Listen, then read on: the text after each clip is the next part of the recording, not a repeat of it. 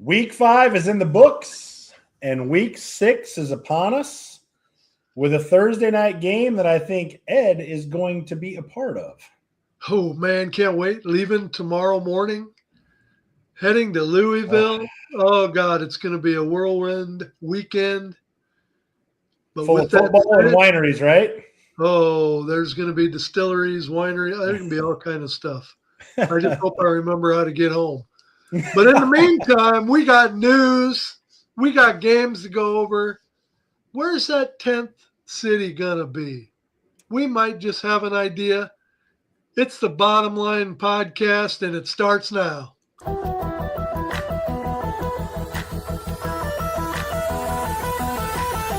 that's the bottom line.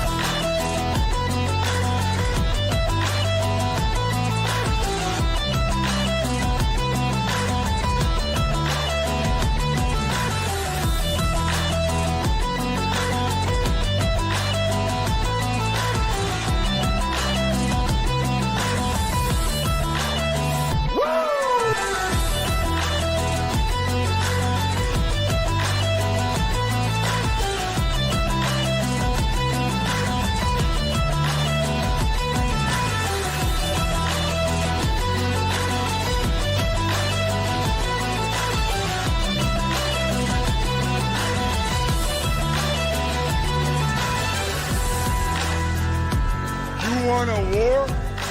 You're going to get one.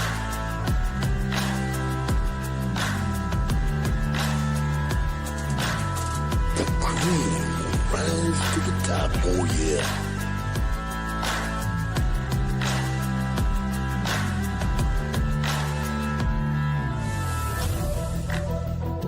Now you want to get nuts? Come on, let's get nuts.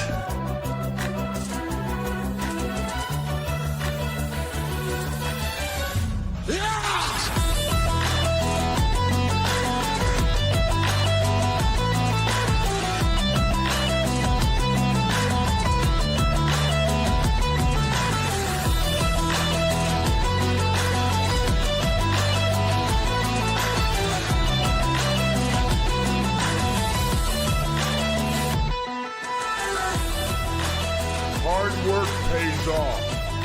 Dreams come true. Bad times don't last, but bad guys do.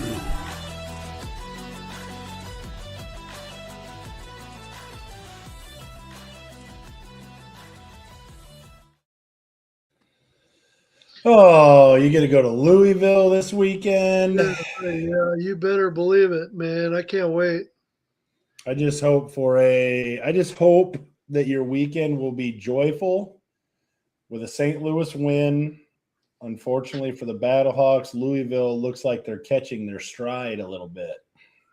Yeah, the timing isn't real great, but yeah, we got a group of about 60 fans that are going to be sitting together in the end zone.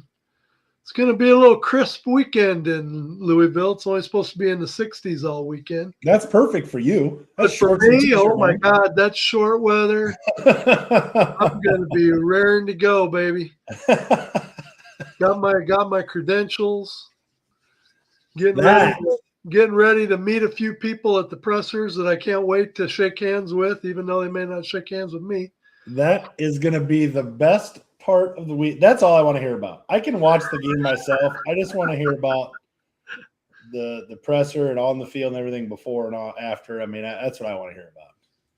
Yeah, I'm hoping a lot of the group is there. I'm sure they will be. It's always nice to get to, see the people in person that you always see on the phone all year long, that you can kind of talk a little bit of football and kind of – but – why don't you bring the other two on, because we got some really tasty stuff to go over tonight. Oh man, this pains me. I had to keep my man Brett out of the loop, because this is like highly confidential stuff. You know what I'm saying? And the second Brett touches it, Boom, boom, boom, out in the media world. Fred is like the media guru. And when you give him hot news, it's going to be all over the country in like 5 seconds. So I thought, we got to save this for our show. So even Brett's going to get to see these for the first time, and I can't wait to see his reaction. You know what I'm saying? Brett? It's not you in some pink polka dotted thong or something, is I sure with a Battle Hawk logo. I don't know. You should be asking KJ that. He's the one that goes on all these dicey cruises. I mean, whenever you start talking polka dots and all that kind of stuff, Hey, you Brett, I can assure the audience I am not the one wearing that little of a cloth on the body. So Brett, if you give me, I'll jump off the show here. Give me about 10 minutes, and I can have Ed in that pink polka dot something. no, I don't think so. Not okay. Oh, I can. If I can No, make Brett smile, I can put you in something pink and polka dotted. When I showed Mama Bear the cruise pictures, she was like, "Oh hell no, you would never, no way you'd ever be wearing that stuff." And I said, She goes, "No, you would not, no." So You can pull it off. You can pull it off. I'm a Michael Myers fan. I'm a fan with the rest of them, and I can put a boom box up on my shoulder and.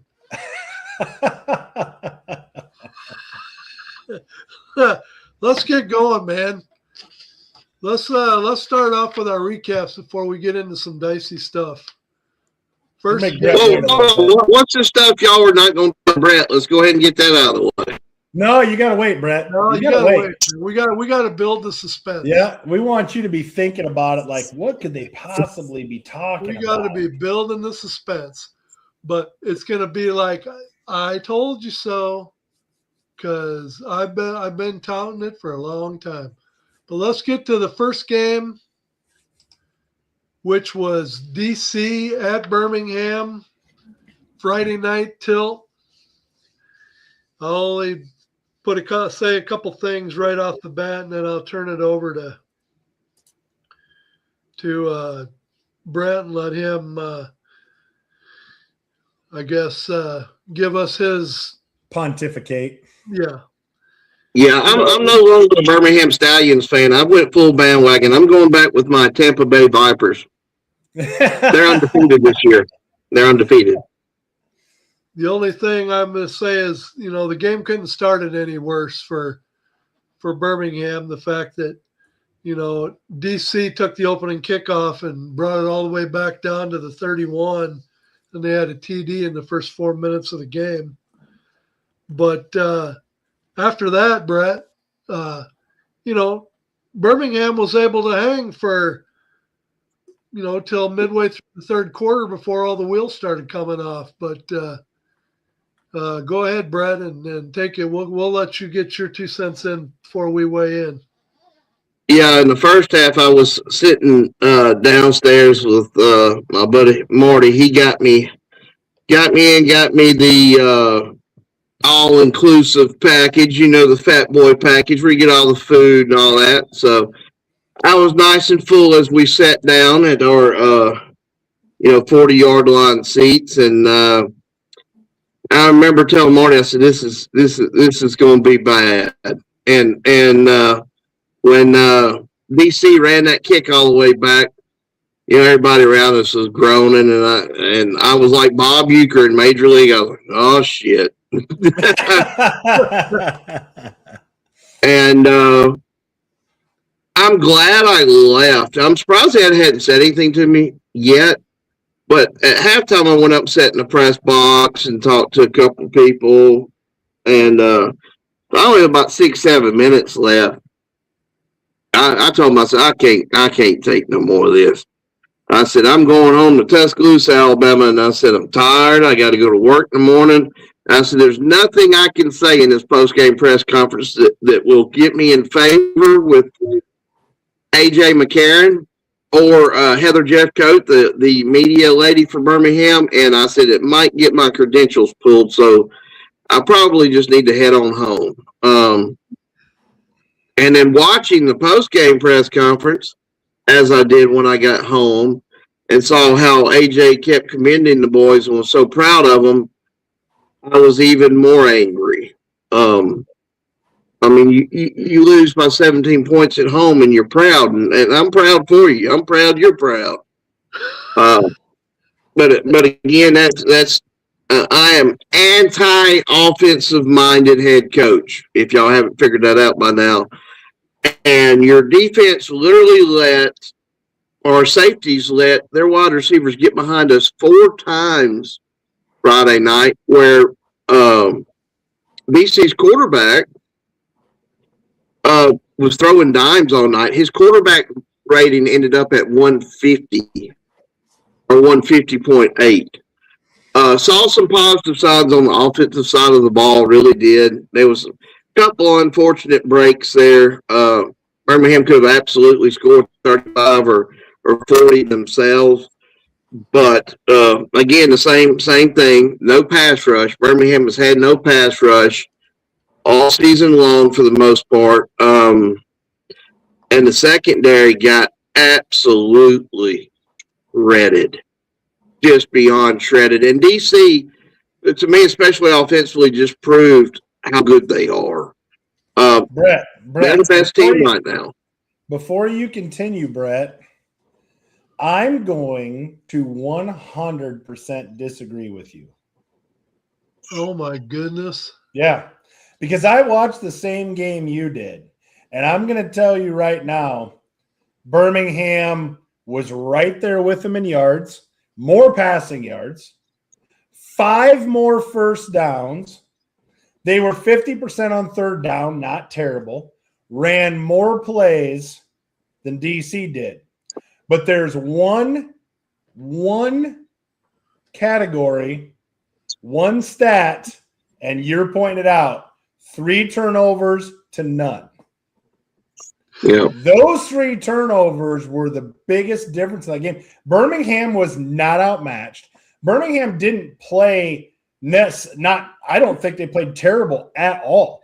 They looked like they had far more of a pulse this week than the previous week at home. But it's tough to overcome when you're at a +3 in the turnover category. And yeah, that was Birmingham's not good enough to do that this year. Yeah. Correct. And DTR, I think they've got a quarterback. I mean, I was not, he looked like he came in and commanded the offense well for only having really a week.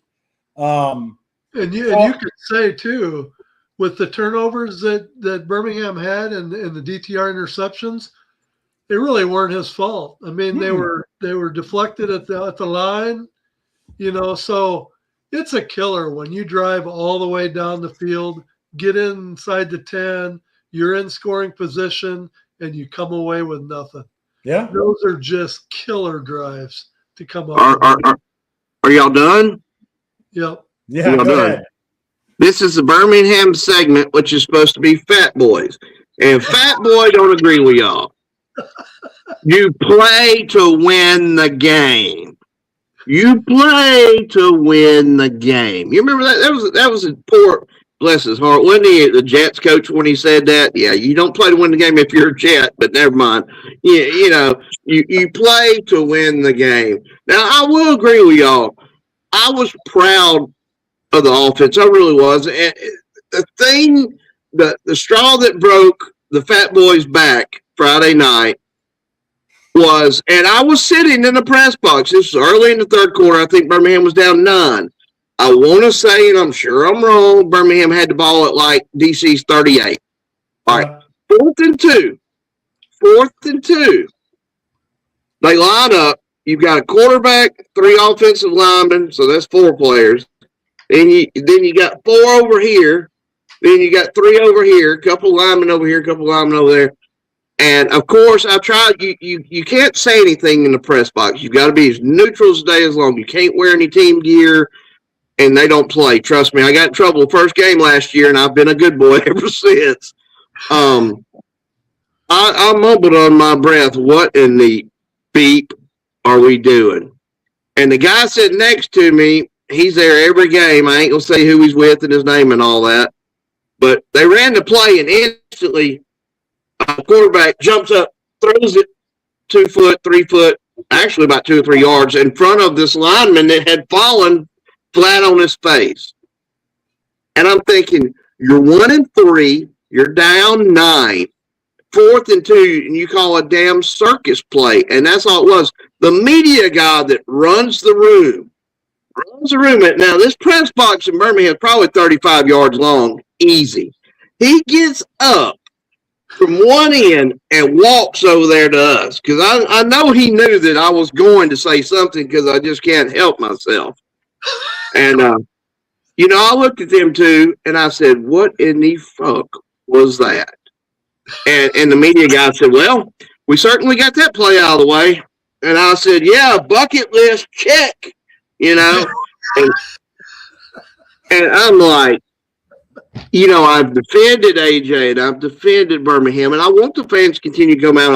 I'm gonna drag my butt there. I was proud of how our offense played, but you can't have circus shit like that when you're a first-year head coach. You're taking over the spring football modern day dynasty, and you literally look like the Bad News Bears. You look like a monkey screwing a football.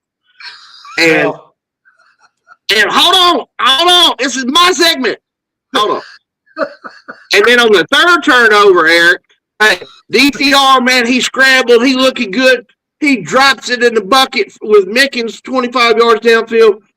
Mickens turns around, drops the ball, and then they go to lateral it, and we're all fighting. And the guy next to me said, oh, God, they're fixing to get in a big fight. I said, that's the only damn thing we're winning tonight.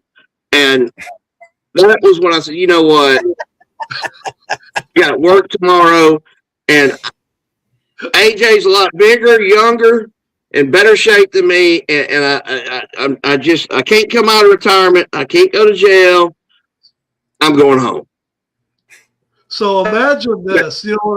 What I thought of, I was watching the game. Jordan Ta'amu is trying to score a touchdown. About on the 1 yard line, he goes airborne to try and leap over the defense to get into the end zone. The first thing that popped in my mind was, oh, damn, Jason Bean is standing on the sideline watching Jordan Ta'amu completely sell out to try and get a touchdown for his team. And just 1 week earlier, he slid at the 1 yard line and gave himself up. If you can call it a slide, yeah. I bet he turned back and went, oh, damn. That's how it's done. That's you think he's got a case? Do you think he's got a case of the 1 yard ips? He's got the ips. Yeah. He's got the 1 yard somethings. Well, when Jordan Ta'amu come down on his shoulder, though, I kind of wondered if maybe he was saying to himself, yeah, that probably wasn't a very good idea. Someone needs to clip Bean's slide attempt and make it the next viral GIF. And it's like the new universal sign for choking. And they can just show that reel over and over. Collapsing, giving up, retreating. Or these two are going for the MVP. Who are you taking? One of those posts, So, Brett, they're 1-4. They're virtually they're not making the playoffs. We know that. I think if you boil Birmingham's season down into one thing, and I know you could say it was a turnovers this game and stuff, but I think the biggest glaring thing that I have seen out of Birmingham now in 5 games that we have not seen in the past, they simply cannot establish the run. They can't. No, and they had trouble with that last year too. The first year and skipped 4 years where Birmingham really struggled with that. But to me, it's been the lines of scrimmage both years. I've been pleasantly surprised. Our pass blocking to me is considerably better than last year because it was really bad. So the run blocking, no pass rush, none. So Brett, do you agree with the Bone here when he says DTR played well and after a few days of practice they could score some points? I mean, Yeah, I mean, I'm going to be overly critical, obviously, because I'm a spoiled Birmingham Stallions fan. I mean, I was pleasantly surprised at how well the offense operated overall. But to me, the two plays that stuck out to me that just remind me of the first half of the season is the crazy circus trick play that we tried, and then when we stopped them to overcome that. The very next drive, DTR hits 25-yard in the bucket, and the guy turns around and drops the ball. I mean, that's just our season. It shows we've got talent and ability. We just cannot. We can't get out of our own way as much as it is the other team. Now, I've got a surprise for you guys on the picks tonight. For me to just be hammering on old Birmingham, telling I might, off the top rope. You don't ever know. Can we please move on to the next game, please, guys? Yeah, we are. Well, let's go to the next game. It was a Saturday night primetime game. St. Louis Battlehawks held on. And when I say held on, I'm saying they were holding on, literally holding on to that game. And if if Orlando wouldn't have used like the whole fourth quarter on that last drive. What were they doing? But listen, that is the biggest takeaway from this game. I mean, St. Louis dominated the first half, put another score in the second half, held Orlando scoreless in the first half, which they haven't been done all season. So offensively with Frost made a fairly decent comeback this week. But I have never seen such poor clock management and just lack of we got to go from a team in a big situation like I watched Orlando. I sat there and the boys and I were watching the game and I was just like, tick, tick, tick, tick, tick, tick, tick, tick, because they just were not getting up to the line. They were not getting set. They were not – it's like Jack Plummer, he had no sense of urgency. So KJ, help me make sense of this. St. Louis pretty much dominates the first half. They're up 18-0 at halftime. They come out in the third quarter and score another quick touchdown when Orlando went for it on fourth down and got turned away. So it's 25-0. Everything's right in the world. And then the St. Louis defensive back breaks the cardinal rule and hits their receiver out of bounds well after the play, well after the play was over, gets kicked out of the game, follows it up with a fourth down punt that we decided going to punt again. They punt, they get it blocked, goes out at the 1. And before we knew it, it goes from 25-0 to 25 to, was it 12 or 13? Something like that, yeah. Help me make sense of that third quarter, KJ. I mean, I think you touched on all the glaring mistakes that came back to bite him pre-halftime or whatever, but I don't know if Beck just left behind maybe his foundational defensive playbook on how to play to not to lose, and Prohl said, okay, yeah, we'll follow that for this week's game. But I still didn't see all the highlights, but from what I did view, that was very much apparent, is that they were just they very toned it back, extremely let off the gas. And I mean, to your point, if Orlando had been Eric's point, if Orlando had been more urgent, I mean, this could be a whole different outcome game. Potentially, it could have been, I guess, an overtime one, to be honest, potentially on how it would have shaked out. But yeah, there should have been a higher point spread here for sure, I will say, based on what we saw in the first half, no doubt. Coach Prohl should have learned a lesson. He should have learned a lesson. You know Excalibur, right, Brett? Mm-hmm. You know who Excalibur is, right? Yeah. He was dying. Yeah, After us.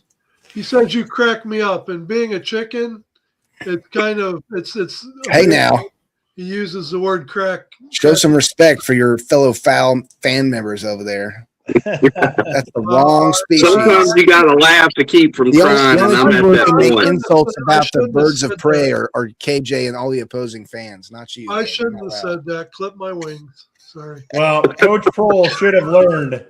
Coach Prohl should have learned that one, when you got a punt away, and it's not bad field position. I mean, it's not, it's not terrible.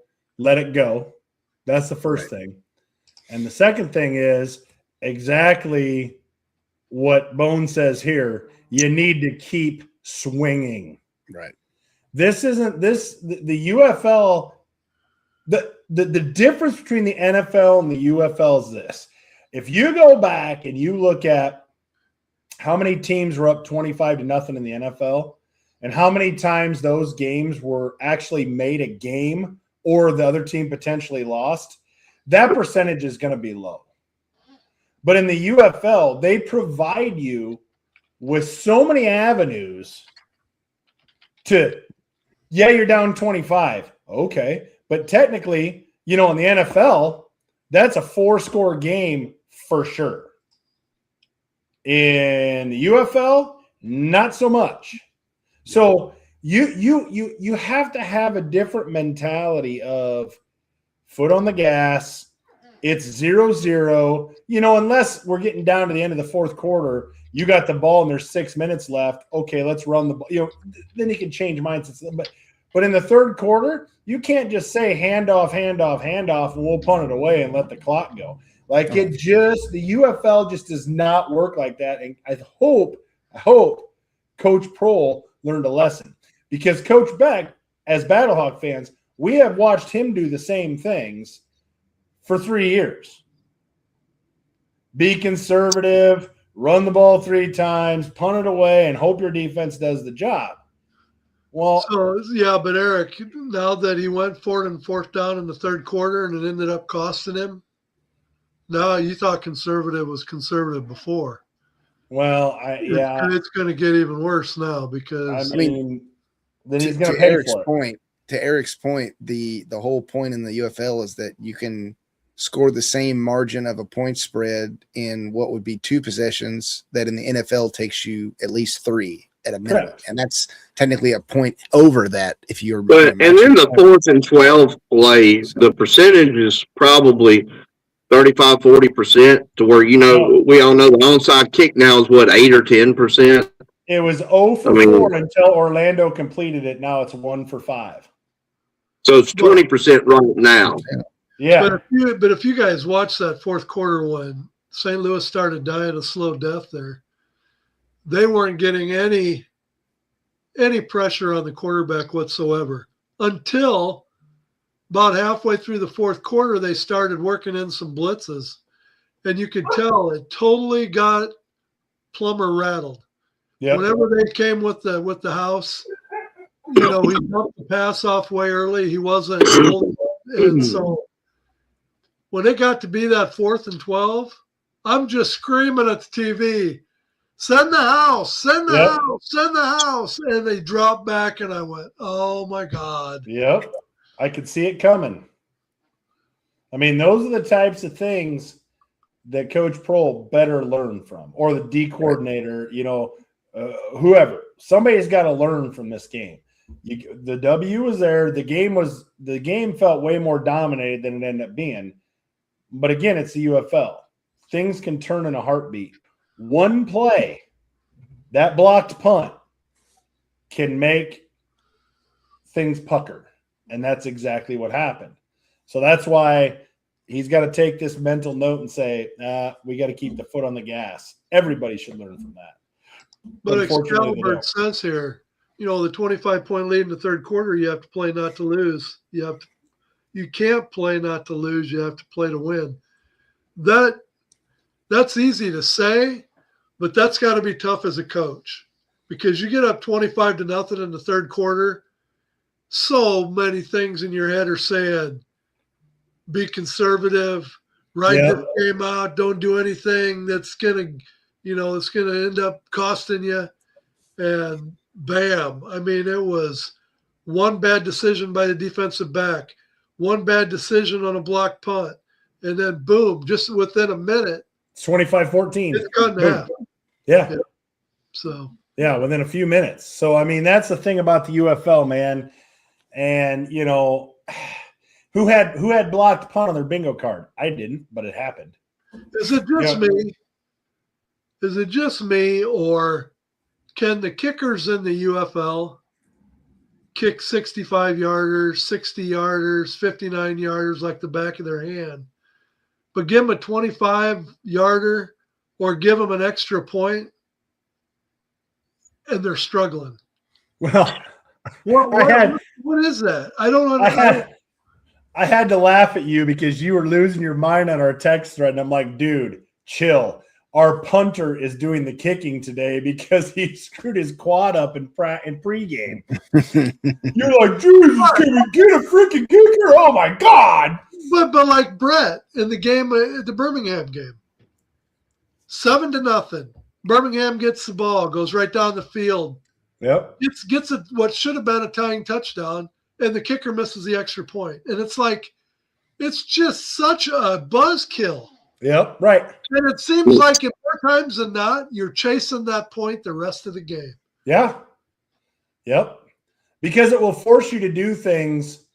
It'll force you to go maybe for 2 next time. And now, instead of tying it up, now you're behind by 2, and you just keep chasing those points when your kickers miss those kicks, especially chippies. Yeah.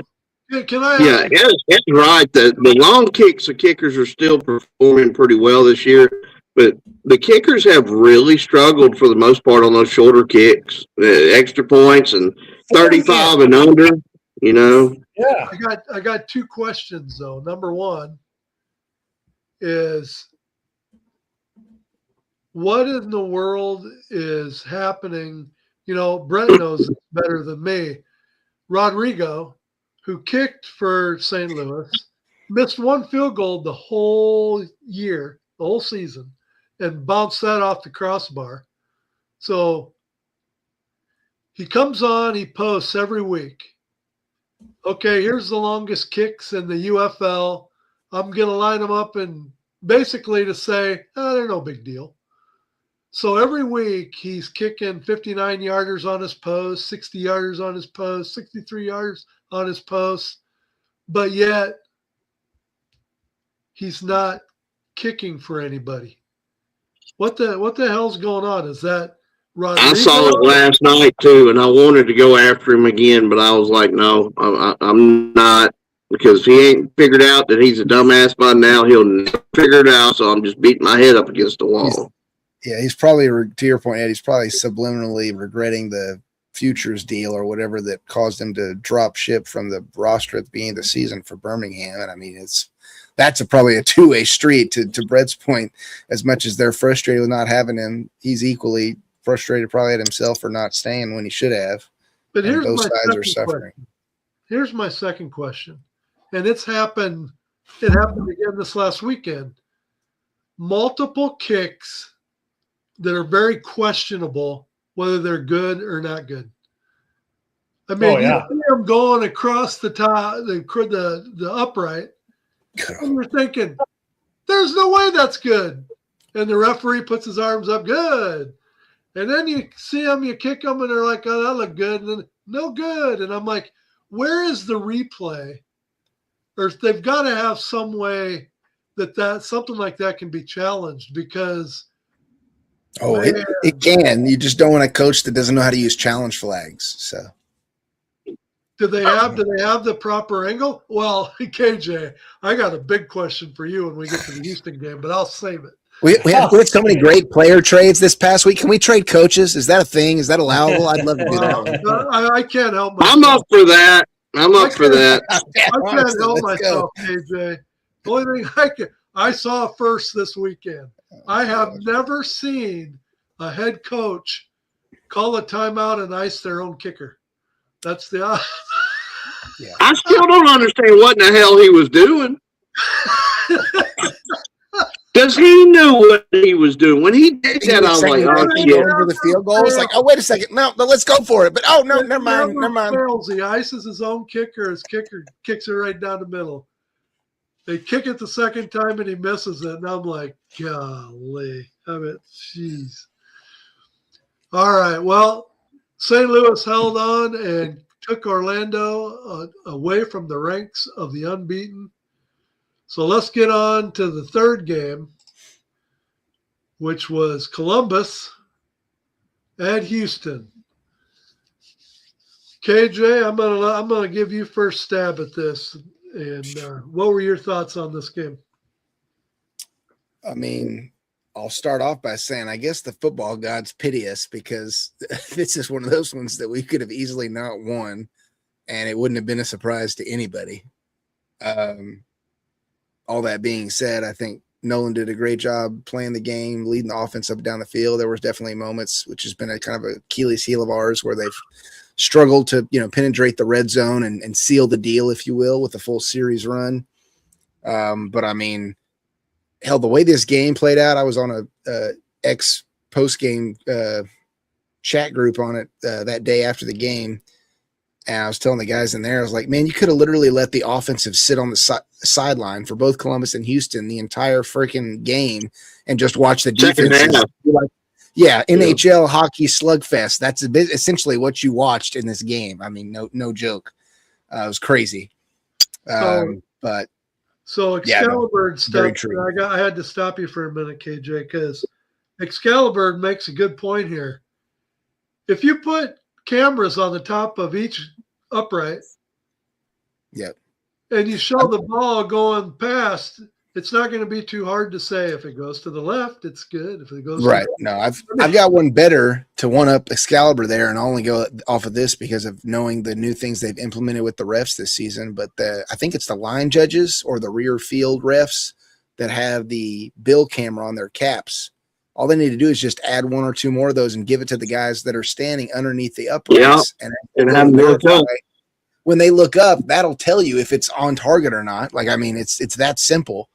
And that's probably a cheaper technological solution. Than you've got so many cameras in these stadiums because they do a great job producing these games. You know where the field goal is going. You know where the extra point's going. Why don't you have one cameraman underneath each? And just, I mean, it's really not that hard. Yeah. Well, the biggest, again, with the DC Birmingham game, Columbus and Houston yards virtually the same, passing and rushing. Yeah. First downs, Houston did have an advantage there. Third downs, both teams 4 for 11. Houston had the edge in plays, but the biggest difference in this game is Columbus 2 turnovers. Houston, none. Columbus continued to shoot themselves in the foot. John Grimsley brings up a point here. What happened to Columbus' running game from week 4? Yeah, I don't know. That looked like it could have been a staple for them, the way they ran the football. And, they had 117 yards. Okay. Yeah. I wouldn't say that Tua Tower, however you pronounce his name, the running back kid, he contributed. I think he scored one on a screen dump off pass that McClendon threw. Like they had success on the ground. They could have been higher, sure. But I think to your point, Eric, it was more of them not being able to get out of their own way. And we've talked about it all season. Like they have so much talent on that roster. For them to be where they're at in the standings is kind of surprising. To look at Columbus and to look at Columbus, what did we say after the draft? We thought Birmingham had the best draft, most talented roster. And what I say? I'm like, I think Columbus, Chisholm, we started naming all the guys off. And yet both of those teams are 1-4. 2 first-year head coaches, brand new head coaches, never coached before. And we did talk about that as well. We talked about, which new head coaches are going to figure it out and which new head coaches are going to struggle. And unfortunately for Columbus and Birmingham, it looks like those 2 first-year coaches are struggling a bit. Well, but Columbus, there's a couple things that happened in the fourth quarter of that game that I don't care who the head coach is, you can't do anything about it.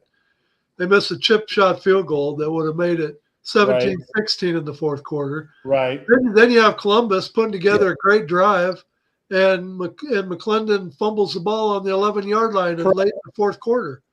So, I mean, To me, being neutral, I felt Columbus should have won the game, but again, it doesn't matter. Like I said, with turnovers, and thankfully, a lot of these games are not so much this past weekend, but for the most part, they've been really close this year. So one of the mistakes can absolutely mean the difference in the game, and I think Houston benefited. And I'm anxious to see the rematch. I think it's going to be a better game this weekend. I really think, I mean, it's going to be an obvious kind of cliche statement, but it's obviously for sure in my eyes going to come down to coaching this weekend on who gets the win. It's frustrating to me because I know Nolan is not necessarily the guy with the rocket arm if you look at every other QB in the league, but I don't think he has a complete inability to throw deep balls. He's shown that he has that power. And I think they had one play that was a deep ball throw, and I don't even think they completed the pass due to route issues or whatever. Our play calling is what's got to drastically improve. Like, I get the whole scheme thing of doing shallow slant routes, flat throws. Like, they all have their place in a game. But if that's all you do all the freaking time, it's no wonder that we had this kind of like jockeying defensive battle, because the secondary guys are sitting back there playing prevent. They don't have to do anything because you aren't even trying to, keep them honest. Well, what happens is the point of doing that from a coaching aspect is the defense just keeps going like this, and then boom, you go over the top. The problem is Houston, they never tried to did that. Oh so gosh. The defense just continues to creep in and creep in and creep in, and it makes those boxes tighter and tighter and tighter because you just don't feel like there is a deep threat anywhere. Yeah, you're running against an 8-man box is what you're doing every single time. And hats off to Houston. They put 120 yards on the ground, but it's certainly. Oh, there you go, Ed. I saw Excalibur's comment here. There it is. Sorry about that. Right there. Proudly displayed. And Ed, now he gets his out. I see. But I mean, go ahead, Ed. But here's the question. Will the real Houston gamblers please stand up? Because in the 2 wins that they have, those 2 wins are by a total of 6 points. The 3 losses that they have are by a total of 59 points. Right. So they either play tough and they're in these games all the way through, or they just get their socks blown off. I will say I think there's some contextual important details that make at least some context behind that extreme difference in point spread. I would argue that we should have one more notch in the win column so far this season, and we just beat ourselves precisely against Louisville. But I think to answer your question, Ed, we've already seen the real Houston gamblers. That's the whole point. We knew what we were getting the minute they announced who our head coach hire was. I hate to say that, but I mean, as I've said redundantly, both I think on this show and on social media, Rapoli clearly has not watched the 22 USFL season, because if he had, he would have known that his choice and hire was probably not the wisest one. But KJ, Ed made this point earlier, and I'm going to say it again. Do I think Summerlin's, the guy? Well, maybe not. But here's the deal. How many times have you watched a Houston game where the receiver drops a ball that he clearly should have caught? Or there's a turnover, i.e. Right. Columbus. He's going down inside the 10-yard line and just fumbles the ball. I mean, those aren't that isn't Teddy Ginn's fault. That isn't Summerlin's fault. I mean, so I'd say yes and no. I hear what you're saying for sure. I've owned that too. That was another thing I brought up on the post game show that I was a part of on Sunday. was that, you know, I know we talked about that at the draft, like you said, you know, looking at Houston, at least on the receiving front, I thought they had a good roster when we started because Hall and Kirkland were literally right up there with Chisholm in terms of being the top 3 performers from last year, Right. in terms of yardage and stuff. And they have, both of them have struggled to just catch the dang ball when it's thrown their way. Right. And it is frustrating, and I'll own that's definitely partly on them. But I think at the same token, to your point, Eric, as a coach, if you're seeing that become a reoccurring problem in week after week, you should be doing like the Tiger Woods freaking, you know, 300 drive practice rounds in between games. And those guys should be doing nothing but drill pass with the quarterback. Right. Like, I understand what you're saying, but it boils down to this. Okay. I'll give you this example. I think we can all agree Hall and Chisholm are good UFL receivers. I think we would all agree with that. they have the talent. Yeah. Okay. Let's for instance say, I don't know, pick your NFL receiver, AJ Brown or Justin Jefferson or whoever. If one of those guys gets the drops, okay, week 4, Minnesota plays Chicago, Jefferson drops 4 balls. Okay. Well, what does he do? What's Minnesota going to do? Are they going to say, listen, Jefferson can't catch the ball, something's happened to him, we got to find a different area? No, they're going to go right back to Jefferson, and they're going to keep going back to him until he gets out of his funk or whatever. Hall is too good a receiver, especially in the UFL, to not do that. The problem with the UFL season is this: it's not 17 games long. It's just over half as long. So, you know, he has a 3-game or you know, the first 5 games where he's struggling, as some NFL receivers will do. The season's half over now. But I don't fault someone in the offensive coordinator to continue to go back to him, because you believe in your head he's going to make that play. He's too good. He's going to make that play. Right. You know, so everything in the UFL is amplified when players are struggling. I mean, look at Louisville. What they start off with? What were they, 0-3? And we're sitting here going, the margin for error is that much smaller. We're sitting here saying wolf. Now, St. Louis plays Louisville this week, and I'm like, oh, God. They're hitting their stride. You know what I mean? Like, you should post Run's comment, Ed, because I wholeheartedly agree with him or her. That I think that choice was just a regional one from the standpoint of why they picked Sumlin. But for all my fellow Cougars, I'm going to make a joke in this statement, and hopefully nobody takes it offensively or personally. But when I look at Kevin Sumlin and those beady little white eyes of his that look like he's cracked out on some type of narcotic, he gives me the exact same vibes as Dana Holgerson when I see his frazzled hair looking like some burnout Red Bull Coke addict, and just does not instill confidence from a viewer standpoint. So watch it. Yeah. the biggest thing, and I always take you know, if I criticize a coach, it's generally, I mean, I really truly do feel that way, but I've been on that side of it. You know, I've been on the side of, I've been in the booth where the offensive coordinator says, you know, what do you think here? And I'd be like, well, we can stretch them, or we need to get in between. We need to get in between those safeties and the linebackers. They're not getting in their drops good enough. There's a hole there. Yeah. And sometimes you call it and it works out and you look like a genius, and sometimes it doesn't. And it's like, ugh, dang it. You know what I mean? Like, coaching is tough, and the higher you go, it is tougher because the guys across from the ball want to win too. You know, the guys across from the ball are you know, doing their thing.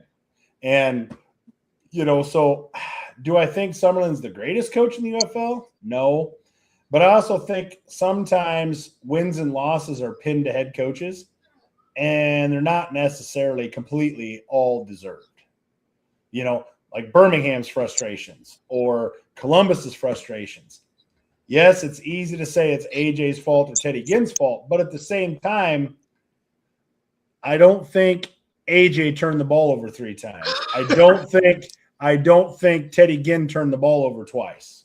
No, I agree. I'm not. Yeah, It is a Brent, it is a you can team give that look all sport. you want, Brendan. Facts are facts. It's a team sport at the end of the day. I will 100% concede that. And if our receiving core can improve on the catching front, that alone right there will obviously improve, I think, our offensive proficiency going forward. They made some effort to pick up, I think, some additional guys this week. I saw I forget the kid's name from Cleveland. They picked up off the Browns from last season. So Yeah, we'll see what happens. We're going to get to all that. Yeah. So let's move on to the last game of the week. And holy cow. What has happened to Dallas? Well, I can give you an idea of what's happened to Dallas. You look at Austin Reed in his 5 games that he started. His passer rating, week 1, 120.4. Passer rating, week 2, 106.3. Passer rating, week 3, 94.7. Passer rating, week 4, 73.7. Passer rating, week 5, 45.1. He is digressing rapidly week to week to week. And guess who no longer has the Spring King? The biggest problem with Dallas is, and you guys know this, we see it in the NFL, you see it in college, you see it everywhere. They have not bothered. Those first 2 games was pass, and Neuheisel's like, man, we have a freaking machine here. And they forgot to do something. And what they forgot to do was learn how to run the damn football. Yep. You can have those games where it's just aired out, man, we are cutting them apart, great. But the mainstay in the game of football is still running the damn football. Or the potential fear that they could run the football. The problem is nobody is fearing Dallas running game. They're not. So what's happening is he's passing into trying to pass into a lot tighter windows because they're dropping everybody. And they are daring Dallas to run. And Dallas has said, hold my beer. We're not going to run and we're still going to win. And it is not working out. I mean, after that first game, when he put up 375 or whatever it was, what do you think teams are going to say? Oh, man, they can throw the football. We need to figure something out. And progressively, now in week 5, teams have figured out they're not going to run on us. So let's just sit back. Let's drop 7 in coverage every time and see if they'll run the ball against us. And they still refuse to do it. They still refuse to do it. I'm not sure at this point they know how to do it. That's the biggest problem. I mean, I don't care if you got Tom Brady back there. When teams are dropping 7 nearly every play, or they're dropping 7 after first down, I don't care who you got back there. It is damn tough to throw. And until Dallas figures it out, that is my estimation of what has happened to Dallas is they just have decided, running game, watch this, hold my beer. Well, it ain't working. And it's getting worse and worse and worse because they keep it's like, hey, we're going to do the same thing over and over again and see if it works. Well, so Brett, what do you think? Was this last game more what Dallas did wrong, or was it more Louisville's team starting to hit their stride? Well, you look back at, Louisville could absolutely beat Birmingham in week 1. And they lost a close, hard-fought game in Orlando. Then, God, what was their other? Help me out. Their other loss was. Was it Houston? No, it wasn't Houston. Well, I think they're a lot better team than what their record has said. you know, people say you are what your record says you are. Yeah, but you give that team, you give a certain team an extra 2 or 3 games, and they can prove to you that their record is not what you thought it was. I just think Louisville's a better team than what they're getting credit for. They lost. And Dallas is regressing, and I wonder. You've got to think, because this was the biggest trade all year. I mean, I know you had Corral and DTR, but you had Luis Perez in Dallas, and the week that you send him to St. Louis, their starter has a good game. Luis sits the bench. Y'all know as well as I do, after about that third pick against Louisville, who would have been on that field this weekend and who would have took his job back and probably would have never given it back? Luis Perez. So does Dallas reach out to St. Louis and say, hey, My bad. My bad. yeah, my bad. We'll give you something else, but look, y'all are all right at quarterback, but we're not. That's what I'm. Well, if that's the case, though, I'm not taking a backup offensive lineman. No. I want a little more than that. And by the way, in Louisville, they opened the season with a loss against Birmingham. Then they lost the doubleheader against Orlando. They played in the way home against Orlando. Played them tough in Orlando, then lost in that controversial overtime game at home. Yep. And they beat Houston, and then they beat the damn brakes off of Dallas last week. But Watch out, the thing of it is, total yards, Dallas. First downs, Dallas. Third downs, Dallas. Total plays, Dallas. Turnovers, 4-0. Yeah, two pick sixes, and there's almost a third pick six. I mean, you basically gave them another touchdown on the third interception. So, yeah. But what I'm saying is, like I said, even you look at their losses, Louisville could absolutely end up being a playoff team. And I know everybody thinks the top 4 are sealed. Something tells me different. I think one of those 4 is going to drop, and one of the other 4 is going to go up. And if you had a gun to my head right now, I'd say Louisville. I wouldn't say Birmingham. I wouldn't say Houston. I wouldn't say Columbus. Just watch out for Louisville. They've got a hell of a test this weekend that we're fixing to go over. But if they can pull that one out, I'm telling you, watch out for Louisville. Here's a question, Brett. Okay, if you believe Louisville is going to be a playoff team, which I'm not disagreeing with you. No, I'm saying they could absolutely be one. Who do they supplant then? You know, I think St. Louis is fine. St. Louis showed us in the first half against Orlando, again, that they were who we thought they were. But again, St. Louis hasn't played a complete game all year long. That's why they have 2 losses. Now, of course, they could be undefeated right now, and they could have also lost to Birmingham at home. Birmingham had a damn kicker. But anyways, we didn't, and we don't, and that's part of it. But, dude, Dallas looks like if they don't get Perez back,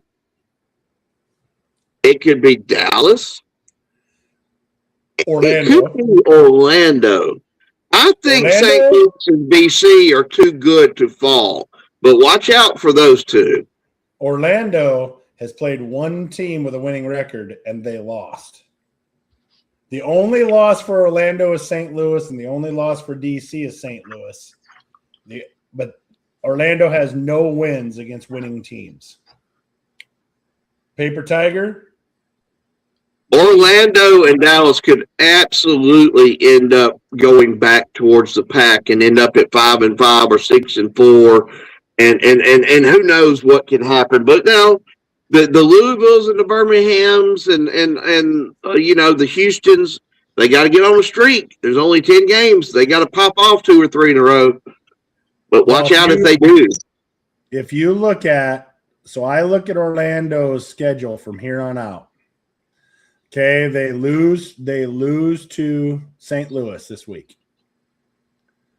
Then this week on Sunday they play Birmingham at home. Mm-hmm. Then they play Houston. Then they play Dallas. Then they play DC back to back. Now, can they get to? Go pimp slap them. Yeah, but can they get to the 6-win margin before those last 2 DC games? They play DC twice? Back to back, weeks 9 and 10. I'm going to be honest with you. I think Birmingham beats Orlando this week. Well, but I'm just saying, Orlando has to go 2-1 in the next 3 games if we don't believe they're going to beat DC one time to get to 6 wins. Yeah. Right. I think it's possible, but What's Dallas's remaining schedule? Dallas has, let's see. Dallas has a game with St. Louis, I know, in week 10. Right. That's It's the going to be in last game St. of the year. Louis, and that's might turn out to be. They also go to Birmingham. So Dallas has, I'd say Dallas has the harder schedule by like 1 week, you could say, if you're comparing it to your point, Britt. Because they Dallas got has- DC and St. Louis. yeah, they have DC this week on Saturday. Then they go to Birmingham. Then they are at Orlando. Oof. Then they are No. at Louisville. They play Orlando at Yeah, home. Orlando, Sorry, they play Orlando at Fort Hood. That's the Fort Hood game. Correct. Mhm. Then they're at Louisville, and then they finish up at St. Louis. Dallas has Yeah. got a brutal the ass top schedule. teams got to beat on each other yet. I mean, but Excalibur, he's coming around. He's finally starting to feel what I've been saying all these years. 100% agree. Even if Orlando makes the playoffs, they'll lay an egg. No pun intended. Oh, they're 1 and done in the playoffs, yeah. He could prove us wrong, but I don't think so. No. So let's wrap things up because we got a lot more to talk about, and we've got the first hour done already. So let's take a quick break to hear from Wild Sun, and when we come back, maybe we'll start out with Brett's power rankings, but then we got other stuff to talk about. We will be right back.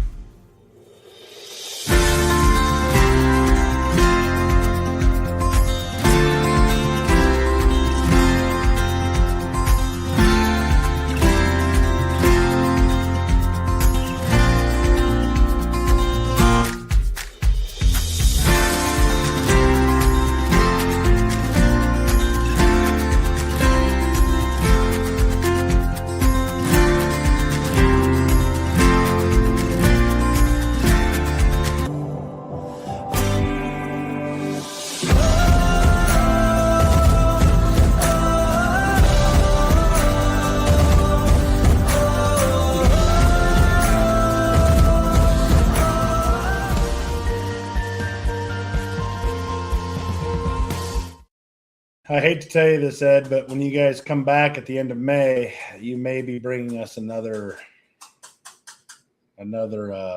load of Wild Sun.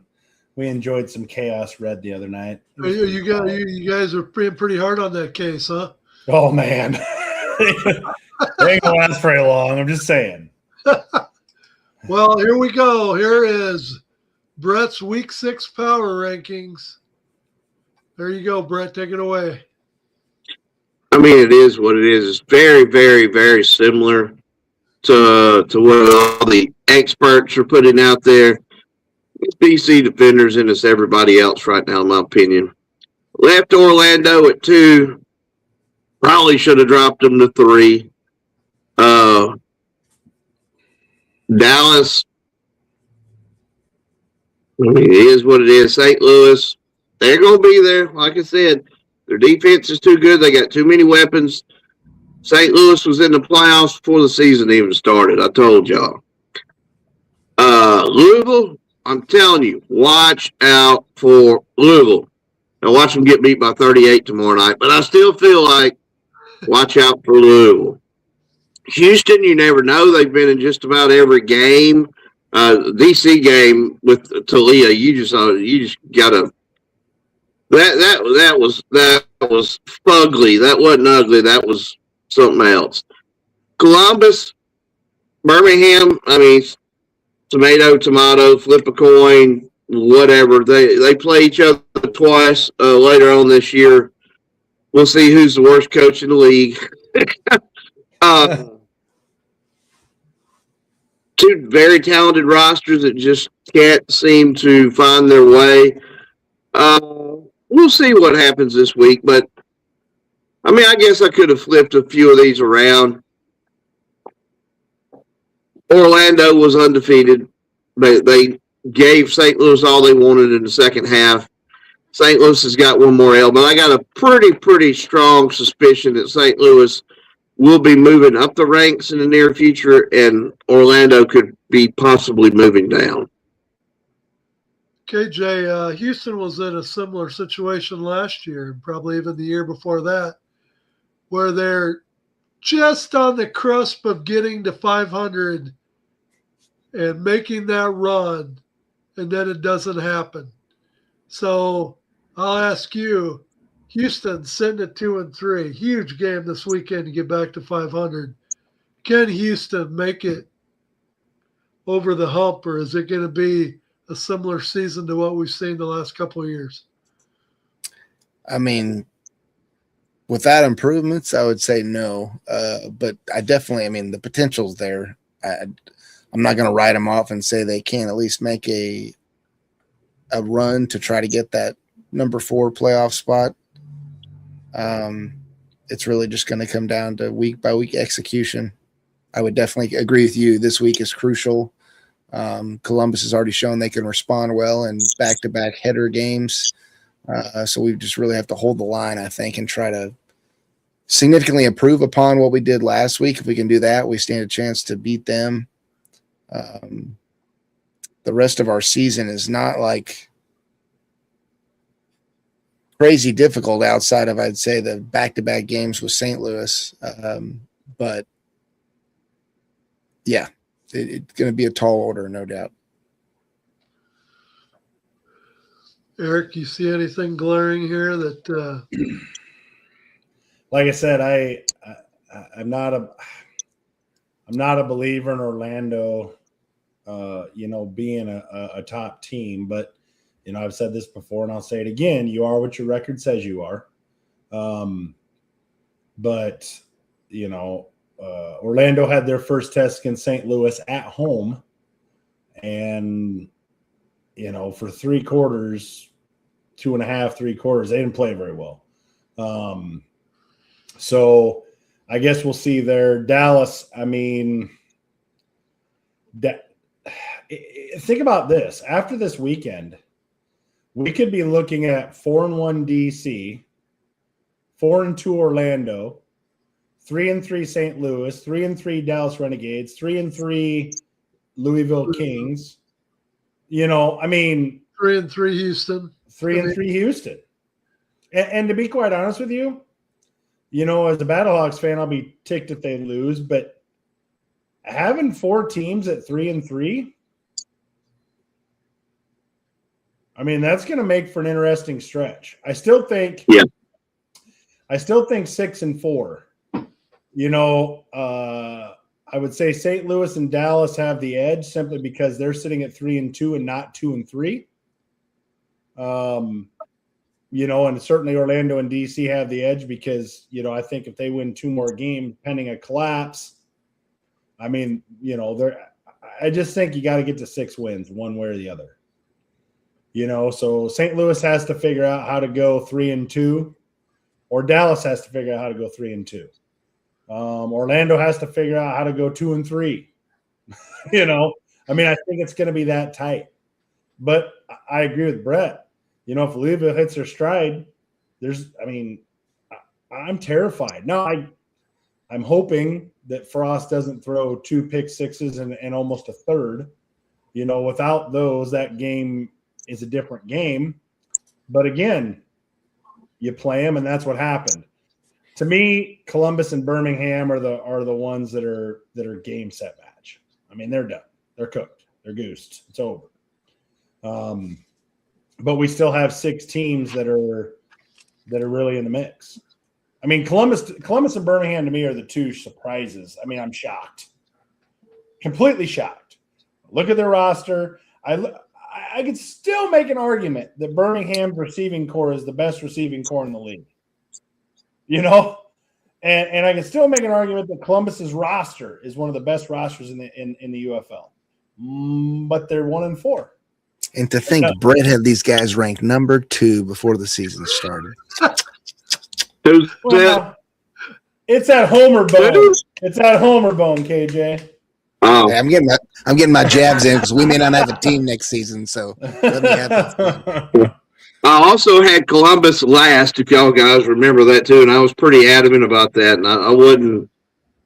Yeah, and you're totally wrong about that because you have Columbus in the 7 hole. You don't even have them dead last. So I mean, geez, that's because I'm pissed at Birmingham. He told them to go sit in timeout till they approve themselves. Yeah. Screw you guys, I'm going home. So let's move on to the next thing. You know, as we've been hearing all week long, you know, of course, Oklahoma City was named the 9th city, looking for that 10th one for 2028. We've talked on this show several times, and one of the cities that I know I've touted and I know Eric has mentioned, and we've talked about it at length, is Omaha as a location for the league. And you know what Mike Rapoli has talked about was, you know, finding that 10th team for the 2028 season, adding 2 more for 2030. Well, thanks to Champ, he sent me some YouTube videos this week that were very, very, very interesting. And when you listen to these, notice the dates when you hear these news reports, and tell me if that doesn't give you an inkling of possibly who that 10th team is going to be for the 2028 season. And KJ, is it ready for me just to run?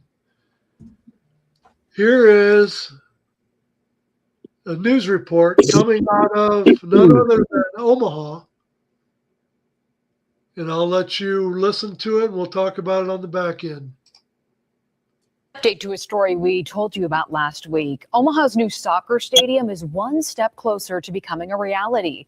The Omaha City Council unanimously approved the use of $48 million in funding of TIF money for the project. The entire project will cost $330 million. It'll include a soccer stadium, spaces for entertainment, retail, and housing in the Millwork Commons area.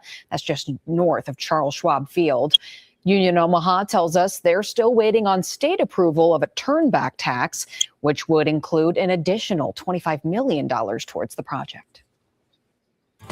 Now, update to a story. So the second part of that I didn't send to KJ talked about the fact that completion of this project would have it so the stadium was ready to use for the 2028 season. So it sounds to me like they're putting the infrastructure together for not just having a place for a football team to play, but they're going all out, man. They're doing like a ballpark village Yeah. in addition to the soccer stadium. So what do you think, Brett? Is that's pretty hot stuff, huh? Yeah, that's good stuff. You guys were really on the Omaha thing all along, and I told you I liked the idea, but the more I dug and dug and dug, there wasn't. And I told you guys the last couple of seasons that there just wasn't a stadium for them to play in. Well, now that's fixing to be fixed. That's going to be done. And obviously, the little Panther up here is interested in this news because she's unpopped up. That could affect her team coming back in 2028, which could be very interesting. I mean, we've heard Omaha, Des Moines. Napoli was on Pat McAfee this week, and I know I shared that. And since you guys clips, he mentioned Austin. I've got my ideas on what Austin's going to be. Albuquerque. He's mentioned Des Moines and Omaha. I don't think he knows right now. If you held a gun to his head, there's not a deal in place. There's probably 2 or 3 that's his favorites that he's leaning towards.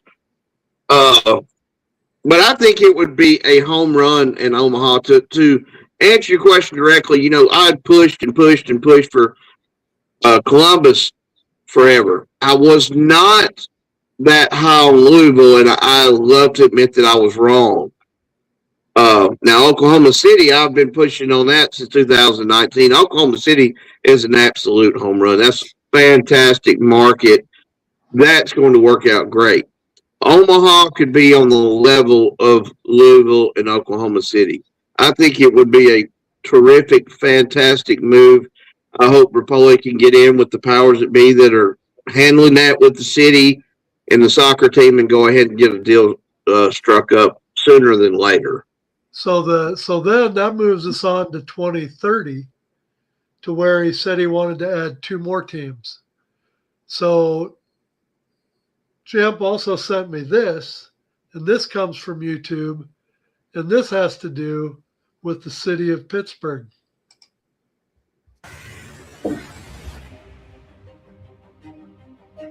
Good afternoon. Thank you so much for being here.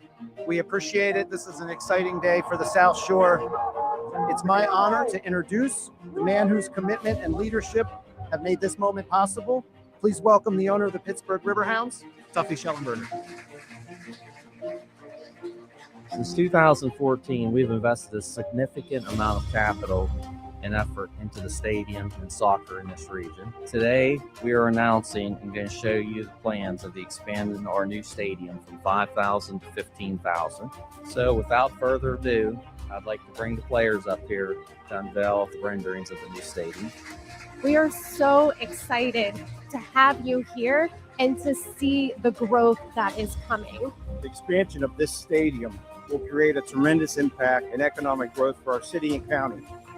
Certainly, we're trying to win a USL championship. So for us to be one of the top teams in U.S. soccer and in the U.S. soccer landscape, we need to grow. We need to keep winning. The next logical step for us is to have a brand new stadium on this site. You have to win in Pittsburgh. I don't care what you do. We're not going to quit till we win a championship, and then we're not going to quit after that. The goal! The last kick of the game! Oh, it's incredible, Charles Hall! I don't What's neat about what's that? I don't like it. Because here's exactly where I'm at on this. What is going to Pittsburgh that would be different from the same things we complain about in St. Louis or the same things we complain about in some of these bigger cities? Yeah. There's all sorts of stuff to do. Yeah. If you go to those lower level cities, the Omahas, the Oklahoma cities and stuff, when you have a UFL football game, it is the event that is going on. You're not competing with the Cardinals or MLS or whatever. You're not competing with all this other stuff. You are the event.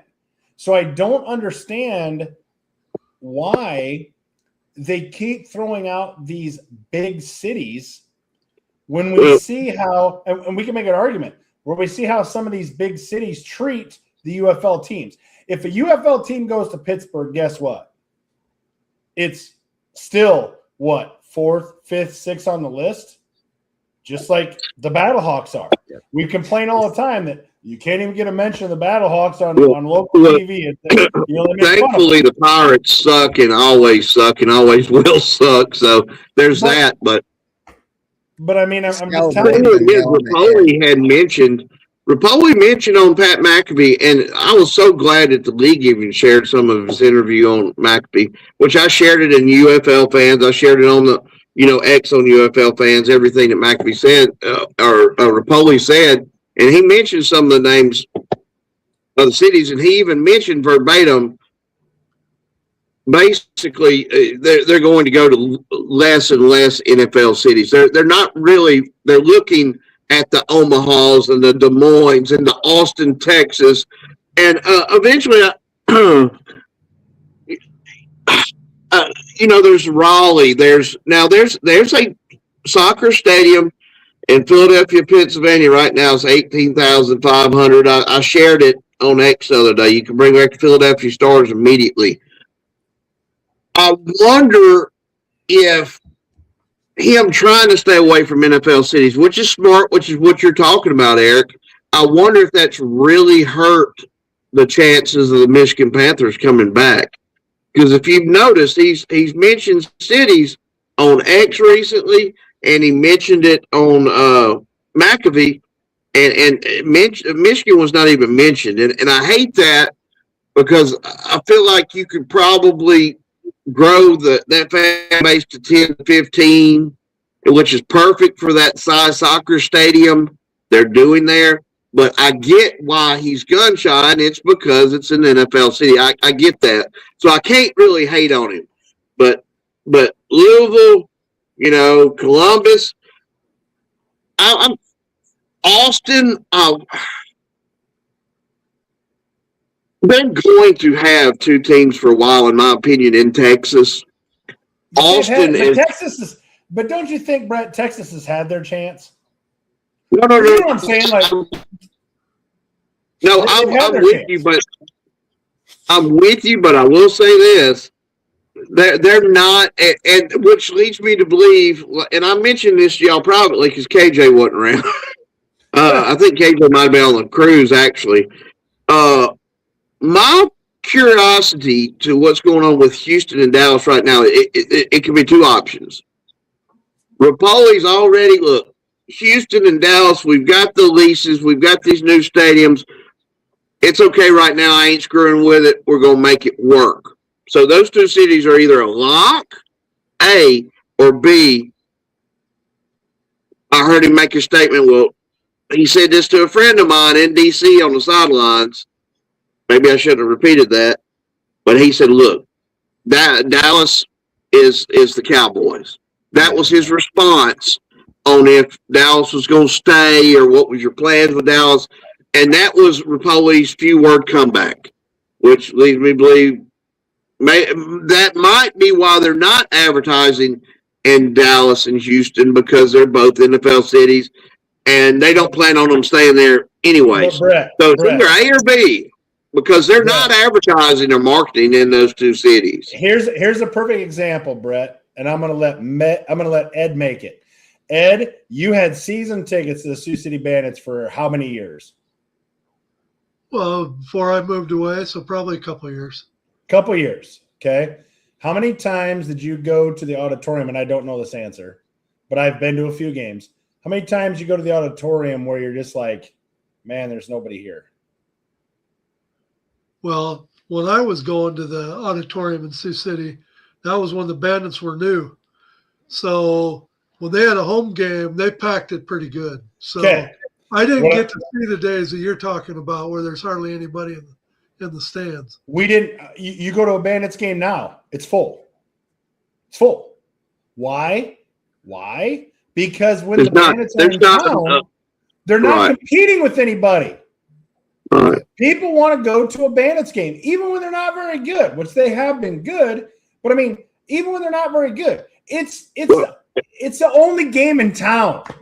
Well, see, and I'm that's an old what the school NFL guy, has and, to do. right?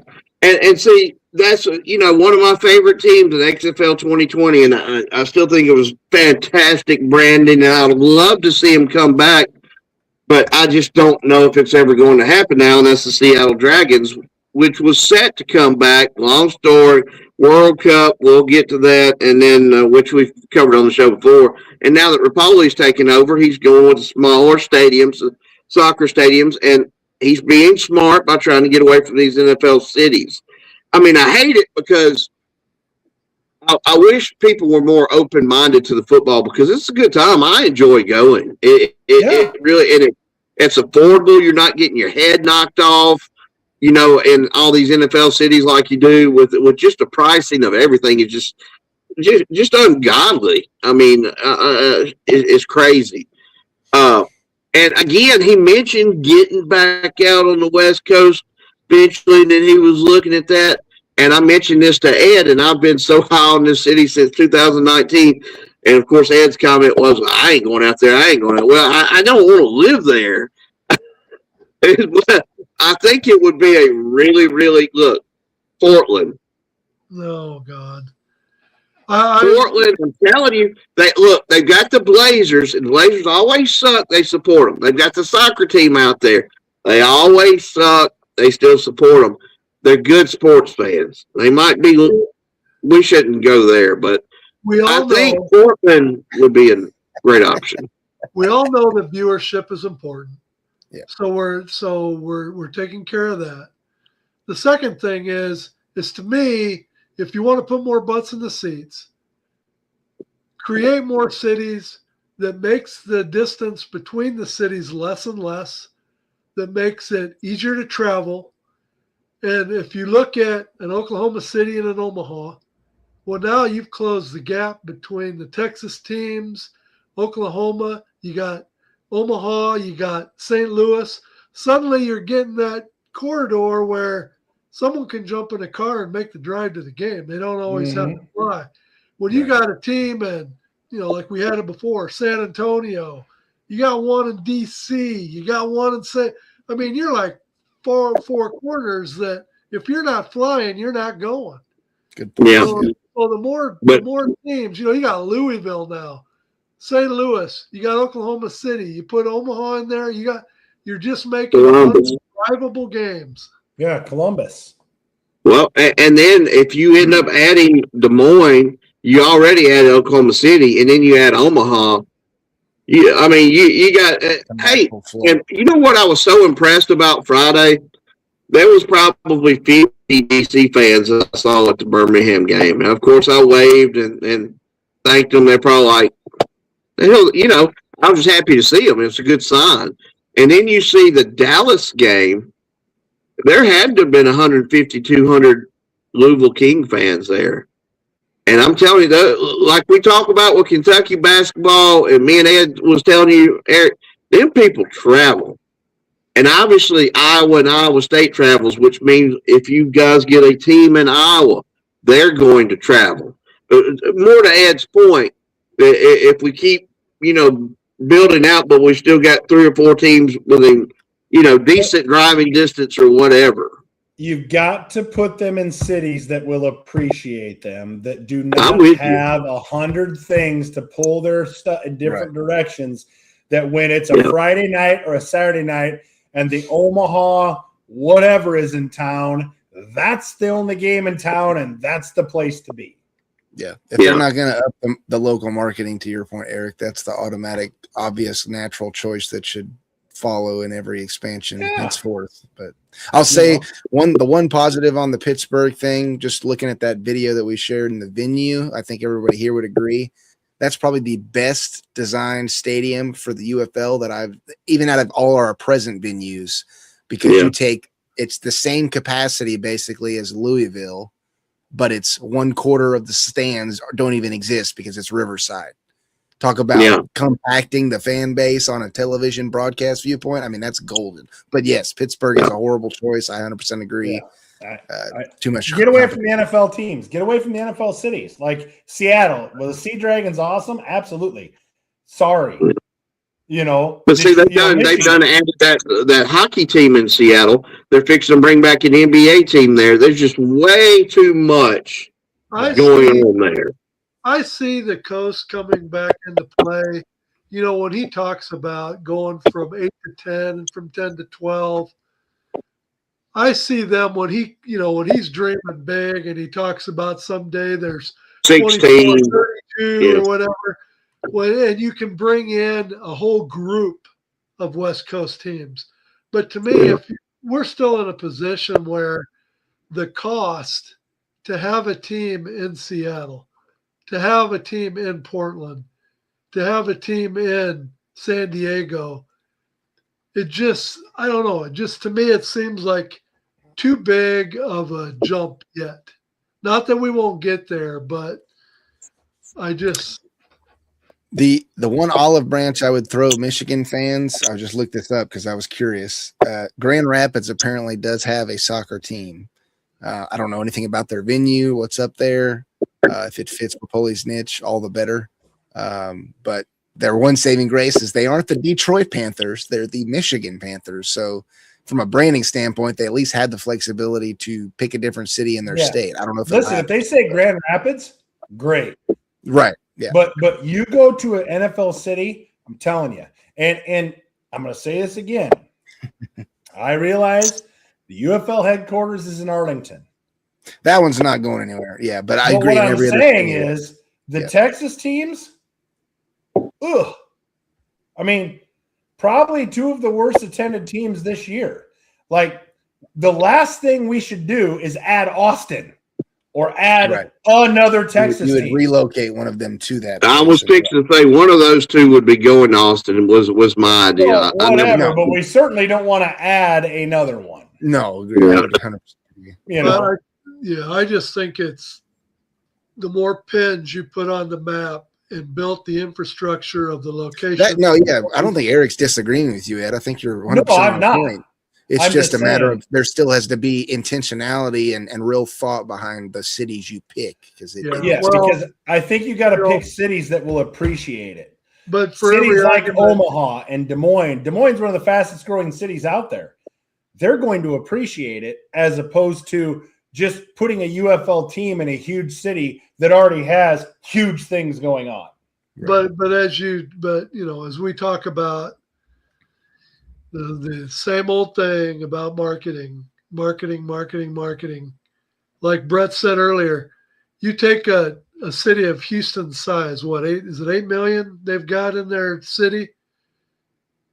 You put somewhere in there. You put any kind of effort together whatsoever for marketing, you telling me you can't get? Oh no, they can. That's the problem, though, and Brett's already highlighted that they aren't doing that. Right, and not only that, but they had. Which makes me wonder. The decision's already been made one way or the other. Is what I'm saying. In Houston this last weekend that they talked about that the players were all a part of. Yeah, they had a social engagement at the local St. Arnold's Brewery, and none of the season ticket holders were even notified about it. Fans saying what? Stupid. I didn't know that. Stupid. I didn't know that. Yeah. But anyway, that definitely reinforces your theory, Brett. I'll give you that hands down. So. Yeah. I've been thinking that for a while, but I didn't want to say it because I don't have any information that tells me that, but I've heard some quotes from Mike that kind of, makes me wonder. And I will say one other city and then we move on.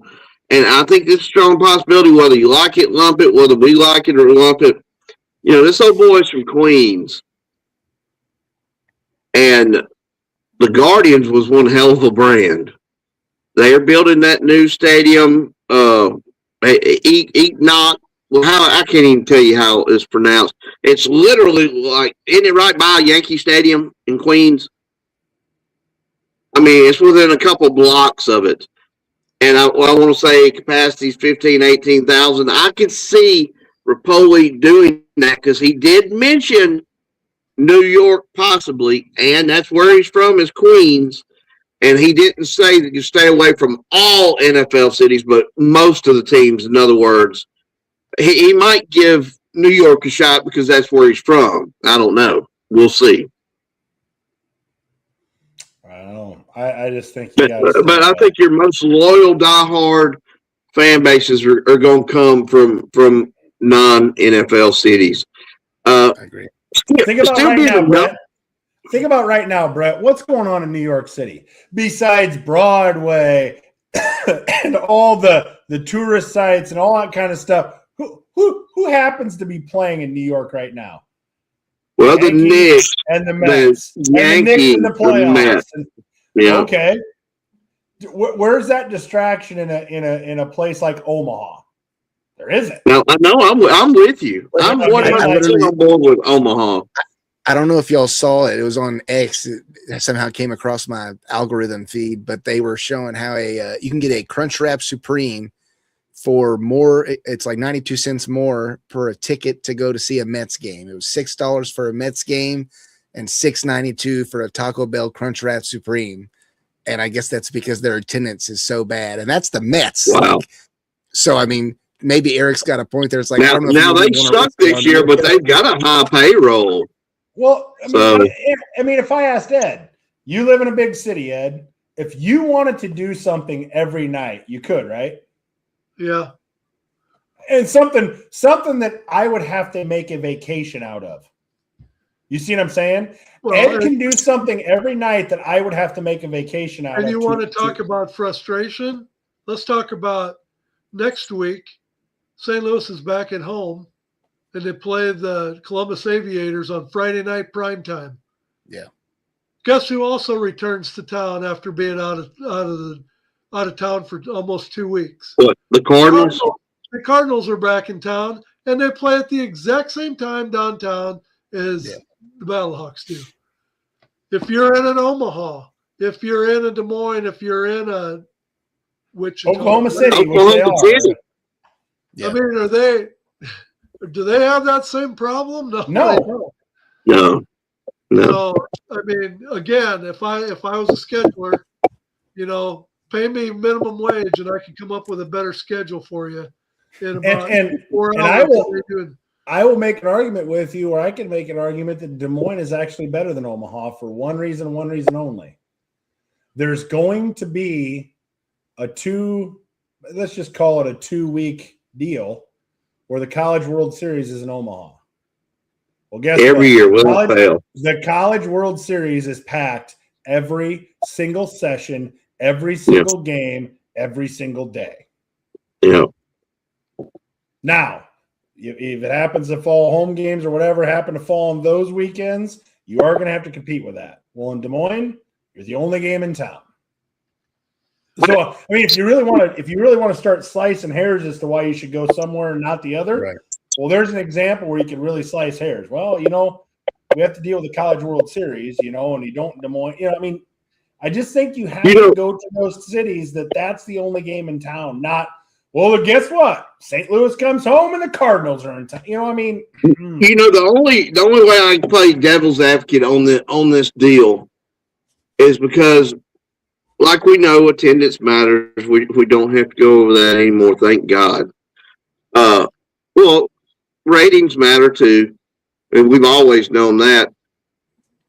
Do they sacrifice two teams, put one in LA, put one in New York? This conversation has went on since 2001 XFL, just to pack the TV ratings, knowing that they're probably not going to get the attendance as they are in some of these other cities, but you also going to get a lot of viewership from Los Angeles and New York on the TV. I mean, that's a thought there as well. I don't think they're anywhere near going to California right now with the workman's comp and taxes and all that. It's insane. The UFL guys that are on a California team are going to have to work for free. Yeah. Oh, yeah. The league would have to pay them an extra $50,000 for them to make what everybody else is making in the other states. Who's going to want to play there?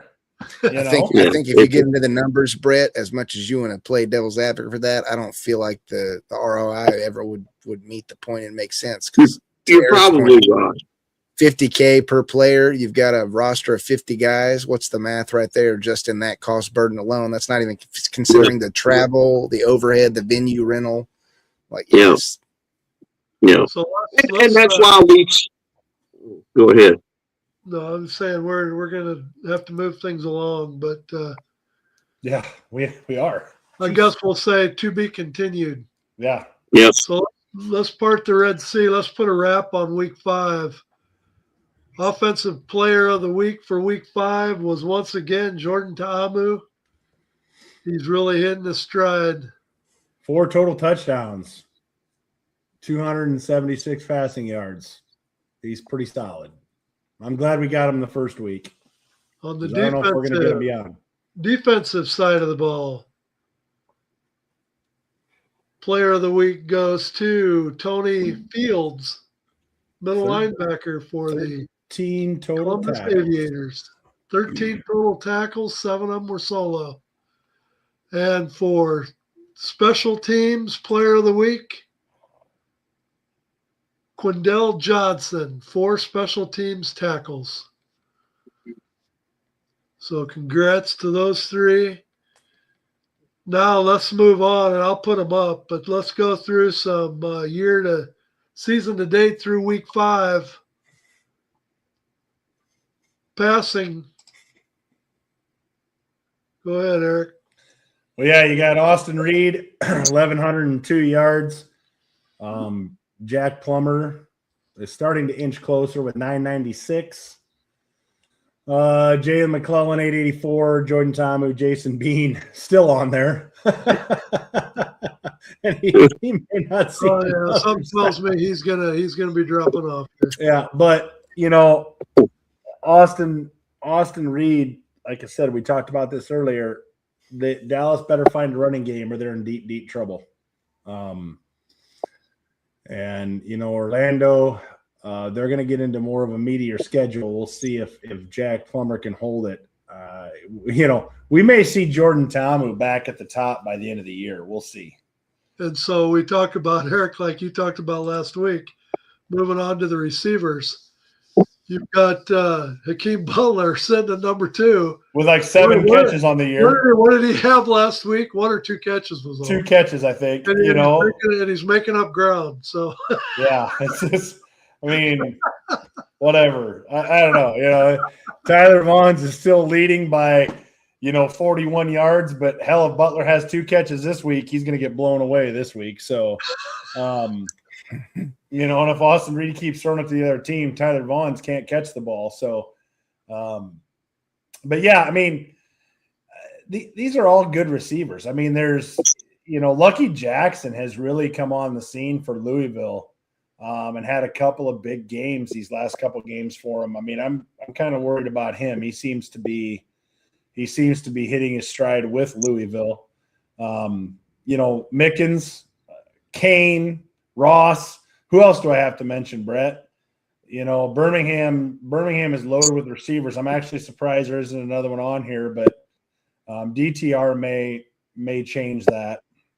Lucky Jackson's been messing around on the practice squad with the Vikings for the last 2 years. So, to see him having success doesn't surprise me.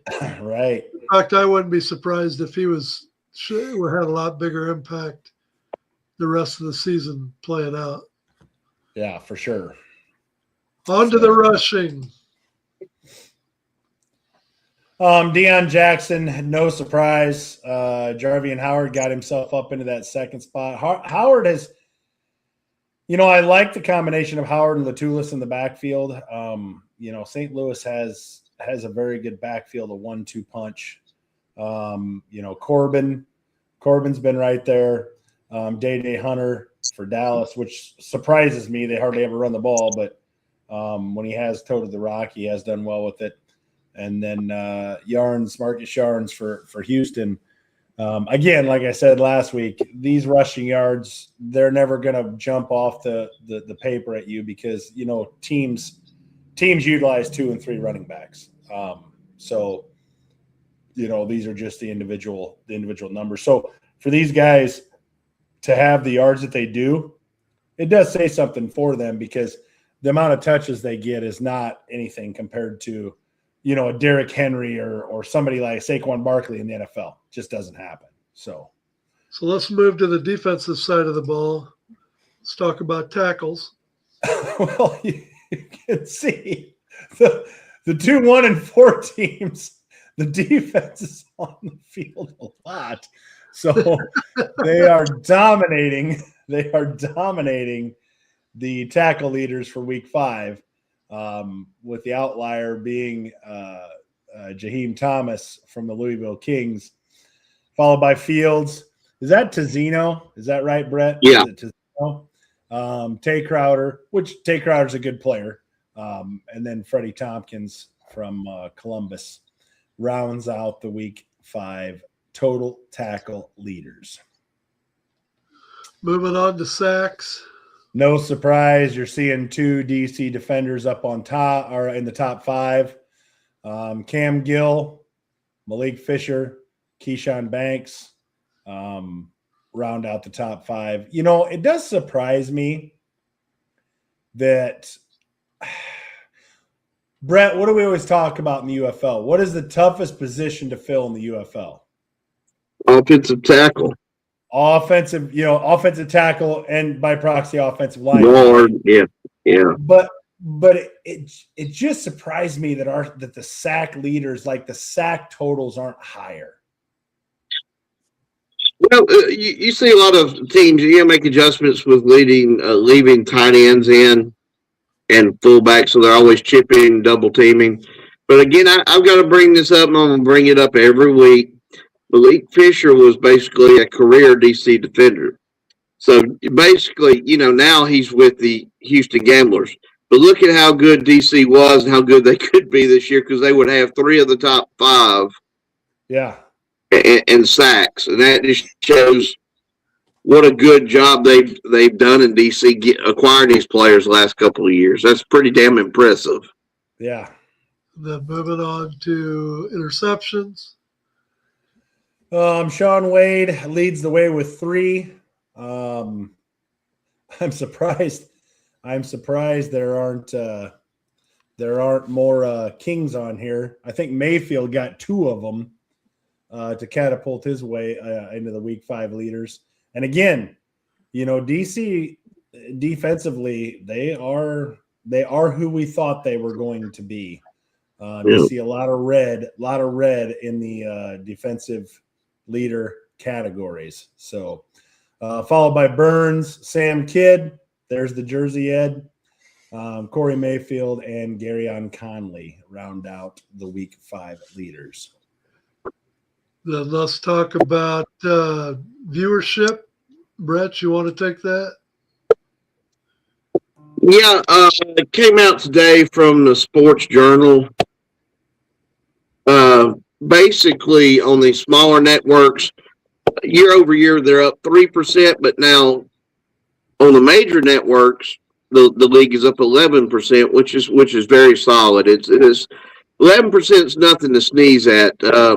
We had a little bit of down and out here and there, which compared to last year on the NFL draft on that Friday night was very close comparison. But again, you start crunching the numbers, and thankfully now that Mike Mitchell's kind of retired and not participating this season, it's been tougher and tougher to dig and find these numbers. And thankfully, the Sports Journal did release this today, and I went ahead and added some graphics and chopped it up to where it's a little bit more legible. Wasn't quite as big an article, but again, up 11% from last season, which is, like I said, it's pretty good. So when we get into week 5 attendance,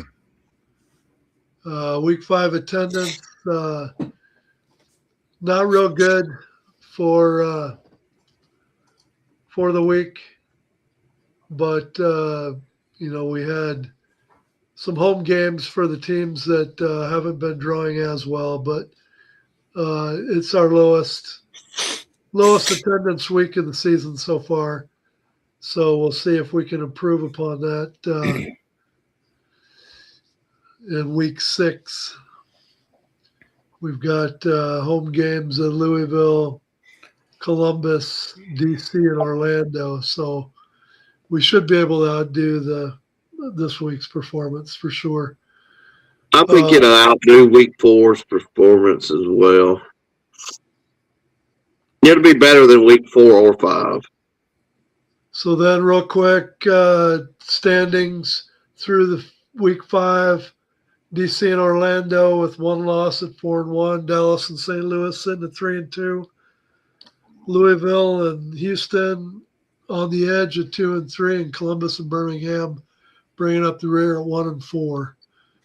Moves for the week. I'm sure this isn't all of them, but we'll go through some of them. Dallas added they were told Greg Ward Jr. was the player that they brought in when they took Austin Reed out last week.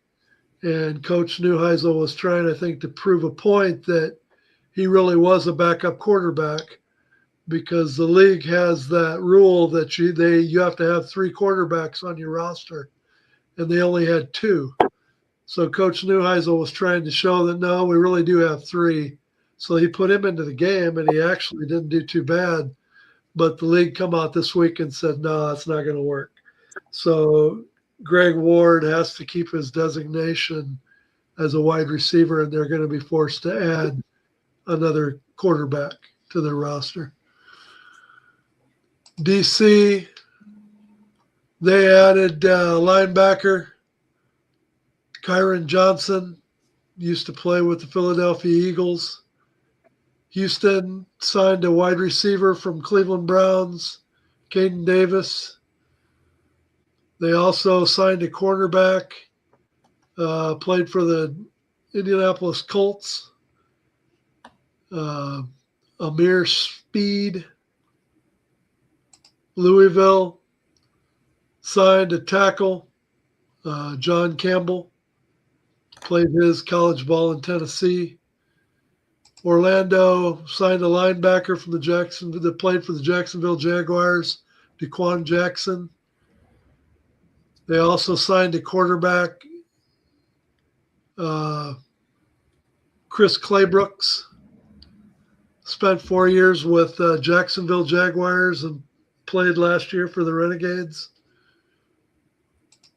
And then St. Louis, I don't know what the deal is, but when it comes to kickers or quarterbacks, can the league sign anybody but Green Bay Packers? Jeez Christ. I mean, St. Louis, when it comes to quarterbacks and kickers, we have this infatuation with Green Bay. I don't know what it is. but the first time he misses a field goal, Eric, we're going to be all over him, aren't we? Yeah. Just seeing that green and mustard yellow makes me gag.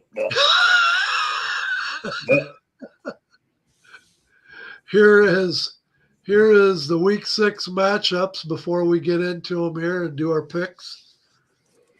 We got St. Louis playing at Louisville on Thursday night, FS1. Houston plays at Columbus Friday night on Fox primetime. Dallas plays that 11 o'clock a.m. game. It's an ABC game on Saturday. And then there's a 3 o'clock Sunday afternoon Fox game between Birmingham and Orlando. So that is your week 6 lineup.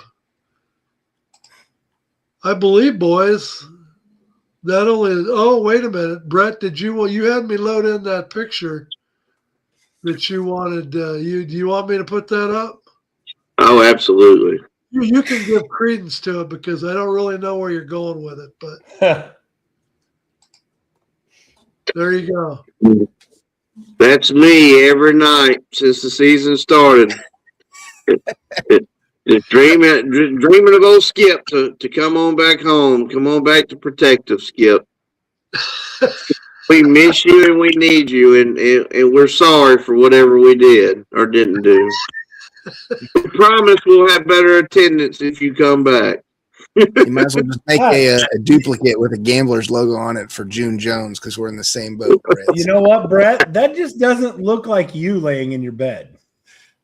A couple of years ago, back when I was still working out. I think you may have enhanced yourself just a skosh, but okay, I'll go with it. Not with the tights. That's all natural. They say spandex isn't good for the scalp, so it totally makes sense why his hairline's receding. But, right. Yeah, so that explains it. So, Eric, you run the combat line. Let us know each game what the picks are on the combat line. But let's go. First game of the week is tomorrow night. And I'm going to be leaving here bright and early in the morning to make sure I am there. Should be a hell of a weekend in Louisville. Are you flying or driving? I'm driving. I am driving. I'll be eating barbecue by early afternoon, sitting in the parking lot. I'm bringing my own bourbon to start off the afternoon. I've got so many different ones that I've made. I'm going to drink my own tomorrow so I get the St. Louis flavor. But once the game's over and we get into Friday, well, then it's the Kentucky Bourbon Trail all weekend. I might have to rent a U-Haul to bring all my bottles home. But St. Louis has been established as 3.5-point favorites. Over under is 45.5. Who wants first stab at this? Oh, hell, I'll go first. What the heck? I could easily see Louisville after last week's game keeping the ball rolling.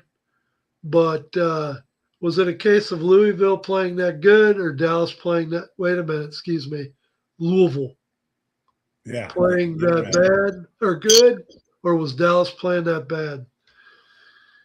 I don't know. I think that, they haven't announced the starter for St. Louis for tomorrow night yet. And I'm beginning to wonder if there's a reason for that. So could it be, KJ, you ready for this? Go ahead. I was waiting, baby. Luis Perez. I'll take a drink right there.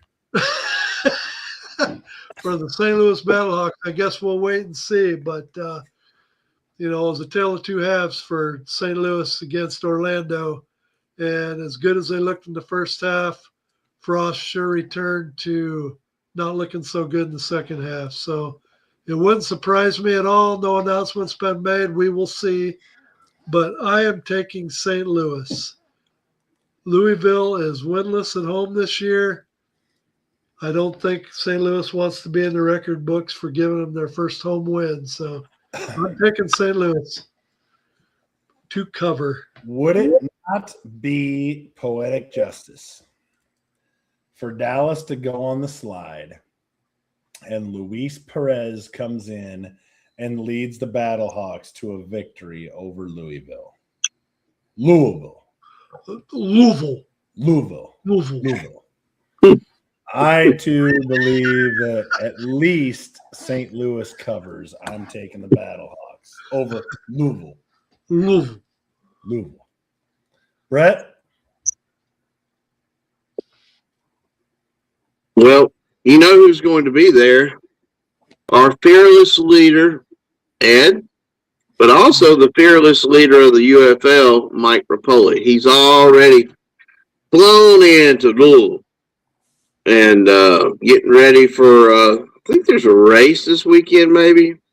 Do we know what the name of his horse is? They mentioned Renegade. The Renegade. Isn't it Renegade? Yeah, I think it's Renegade's his horse, but he runs in the Derby Saturday afternoon, so it's going to be a big whirlwind weekend for him. So. Are you going to the Derby, Ed? No, I'm not. I'm going to go to all the distilleries while everybody else is at the race. You are going to be in Louisville, and the Kentucky Derby's going on, and you're not going. I am not going.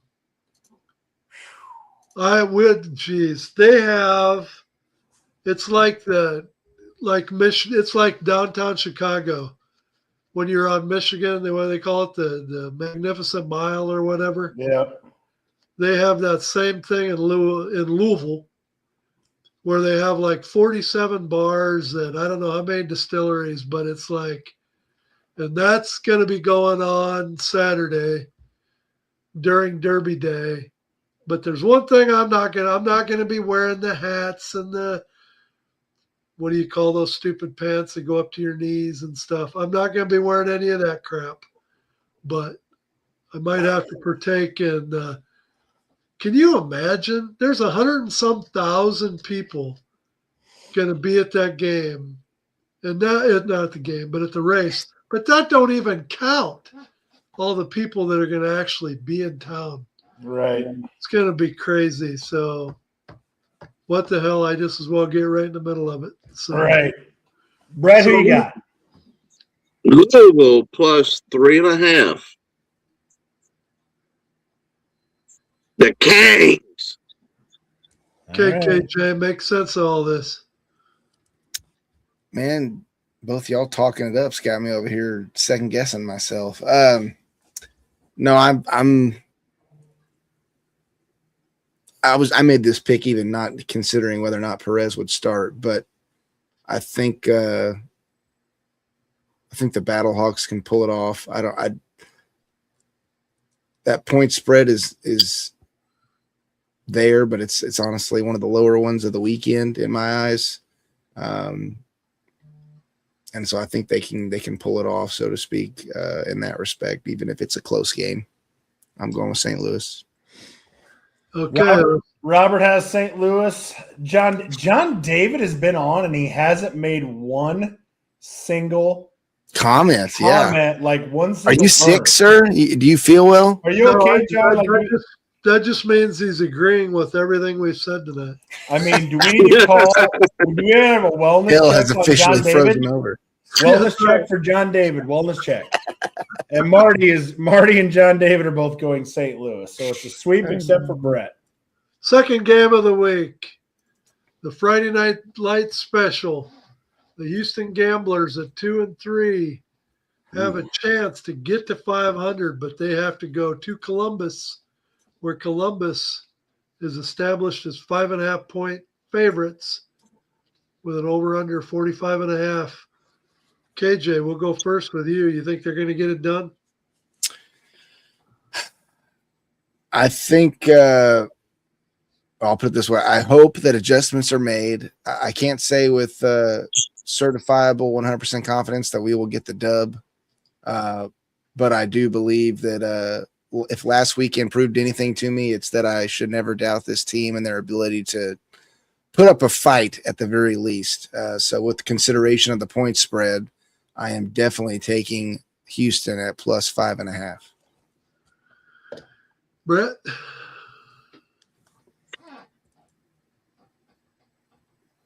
This line.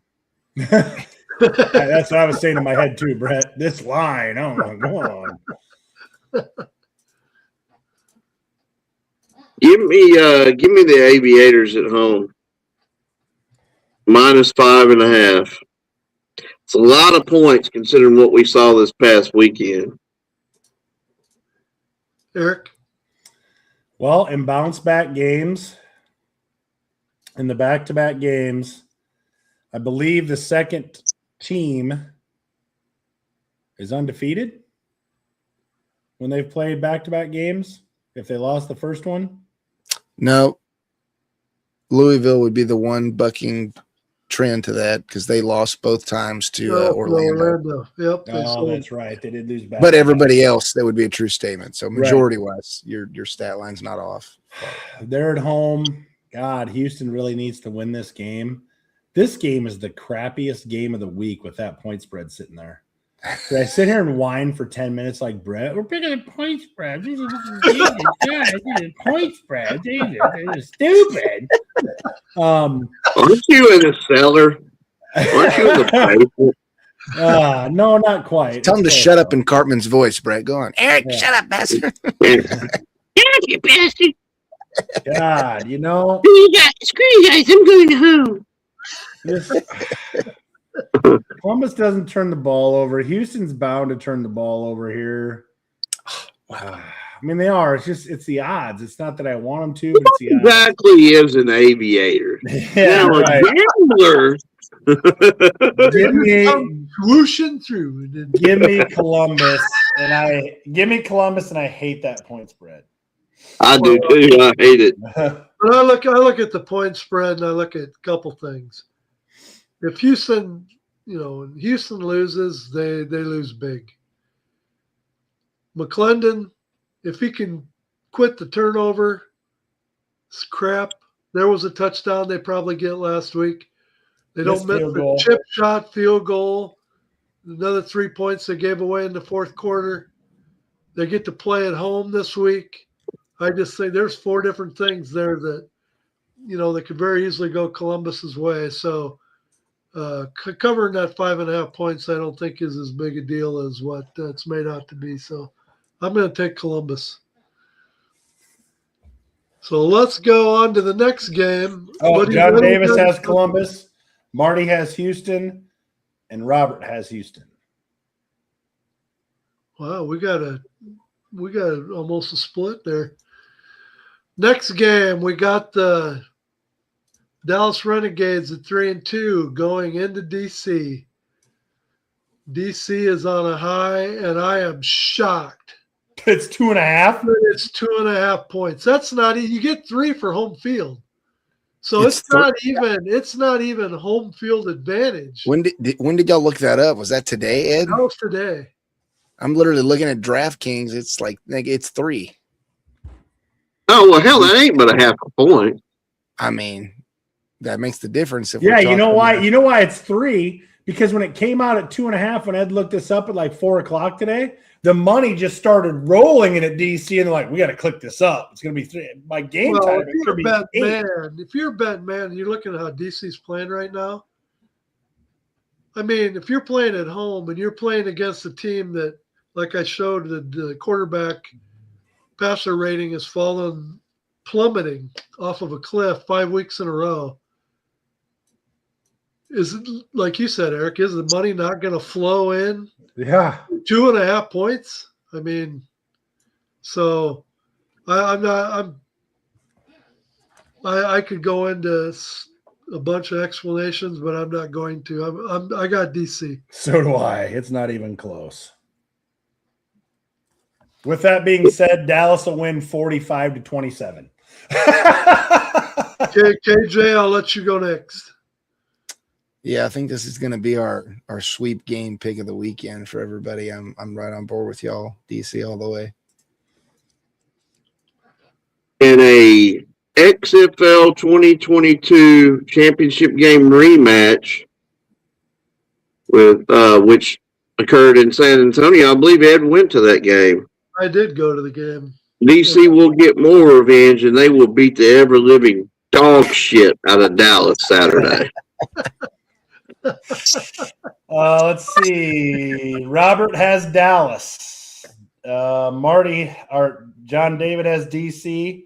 Marty has Dallas. Wow. Marty's a Dallas fan. When Marty picks a game, it ain't got a damn thing to do with what he thinks is going to happen. It's what he wants to happen. Oh, gotcha. Gotcha. All right. There's no way Marty thinks Dallas is going to beat DC. And in the final game of the week, you have got the Birmingham Stallions heading into Orlando. The tale of opposites. Orlando 4-1, Birmingham 1-4. Orlando 6-point favorites. Sunday 3:00 game on Fox.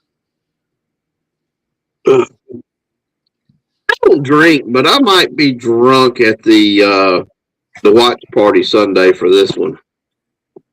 So have bail money ready, please. Because I don't know how to act sober, much less intoxicated. Look, what exactly happens to a stallion when they get into a storm? You know, what type of storm are we talking about? Give me Birmingham +6 And not only +6, Birmingham is going to win this game on a last-second touchdown by DTR, who was just recently traded for Matt Corral from Orlando. Birmingham by 3. Oh, you know what they always say, Brett? Animals are smart, right? So you got this stallion, and he's stuck in a storm, right? Well, they know what to do. They know where to run. They know how to evade the worst of the storm. Yeah. So with that said, I mean, to me, it makes sense. You got to go with the Birmingham Stallions here. So I'm taking Birmingham. You know, they had tornadoes go through the St. Louis area the night before last. And they talked about everybody needing their safe place. So they interviewed this guy that had a farm, had horses in the barn. And the doors were open. And the guy says, well, don't you need to close the doors to the barn, keep the horses safe? And he said, no, you keep the doors open because when a storm comes in, the horses know what they need to do. And if they need to run out of the barn and go someplace else, that's what they're going to do. I think we find out that the Stallions are pretty smart horses this weekend. I think this is going to be a different game. Again, I don't have a whole lot of faith in Orlando, but I think DTR does make a difference in the Birmingham offense. So I'm going with Birmingham.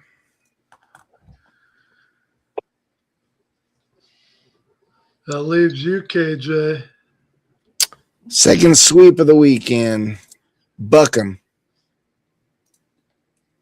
Everybody, Marty went Birmingham. John David went Birmingham.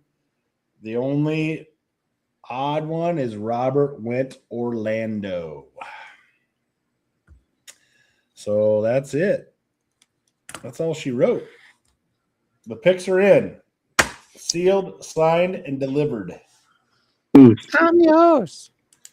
And it's 10-10. We're not that far behind, Ed. We got it all in. That's right. I need as much UFL information as we could cram in. So I get to end this show because I got to pack the car yet. I got to pack the car yet, and I had nothing but shorts in the suitcase. And then Mama Bear looked at the weather forecast in Louisville for the weekend, and it's not supposed to get out of the 60s for highs all weekend. So, which is perfect for you. It is for me, but that's perfect for me too. That game tomorrow night, it does. You know, I'm used to 7:00 starts. It's going to an 8:00 start when we get down there. So you're talking about it's going to be 11, 12 o'clock before that game gets over tomorrow night. It could get a little chilly. Say it might be slightly cold even for you. Could be a little chilly. So yeah, I'm looking forward to it. Really looking forward to it. So how long a drive is it to Louisville for you? About 4.5 hours. That ain't bad. I figured I'd find out that KJ was meeting me there, but he must have decided Louisville is too far for him living in Nashville. No, well, I'm trying to say I drive 3.5 hours every day. Ironically, you're like closer than I am, Ed, which is surprising, but not at the same time, I guess, when you really study the Midwest, Central U.S., whatever state layout. But I think it's 5.5 for me to get up there. Okay. Well, all right. If everybody that knows Eric is a baseball coach, and unfortunately or fortunately, it's time to take off the football helmet and put on the baseball cap. And so unless there's a rainout coming up here on Wednesday nights, we might have seen the last of Eric. But college. But I'm sure, you know, you can't get enough of us. So if he gets a chance to pop in between innings or something, I'm sure he will. I don't know how I would make that work, but we'll see. We'll see. But anyway, a lot of awesome games this weekend. A lot of teams that have a chance to make their move to try and get to that top 4 in the standings. 6 wins. That's right. You know, how can you get to a 6-4 record? I got to think you get to 6-4, you're going to be in. So, want to thank all the pages out there for letting us share our show. Really thank all of you guys and hope that everyone enjoys watching our show each and every week. If you do, go to our page, give us a like and a follow. Until then, be thinking of me this weekend. I'm not going to be drinking and driving. I'll have Mama Bear do a lot of the driving. It's distillery weekend for this cat. So I'm going to see the Battlehawk victory tomorrow night, followed by Buffalo Trace, Woodford Reserve, Maker's Mark, God, Heaven Hill, you name it. There ain't enough. There's too many places to go and not enough time. So anyway, take us out of here, Eric. Until next week, next Wednesday, we'll see all you guys later. Enjoy the football this weekend, everybody. And that's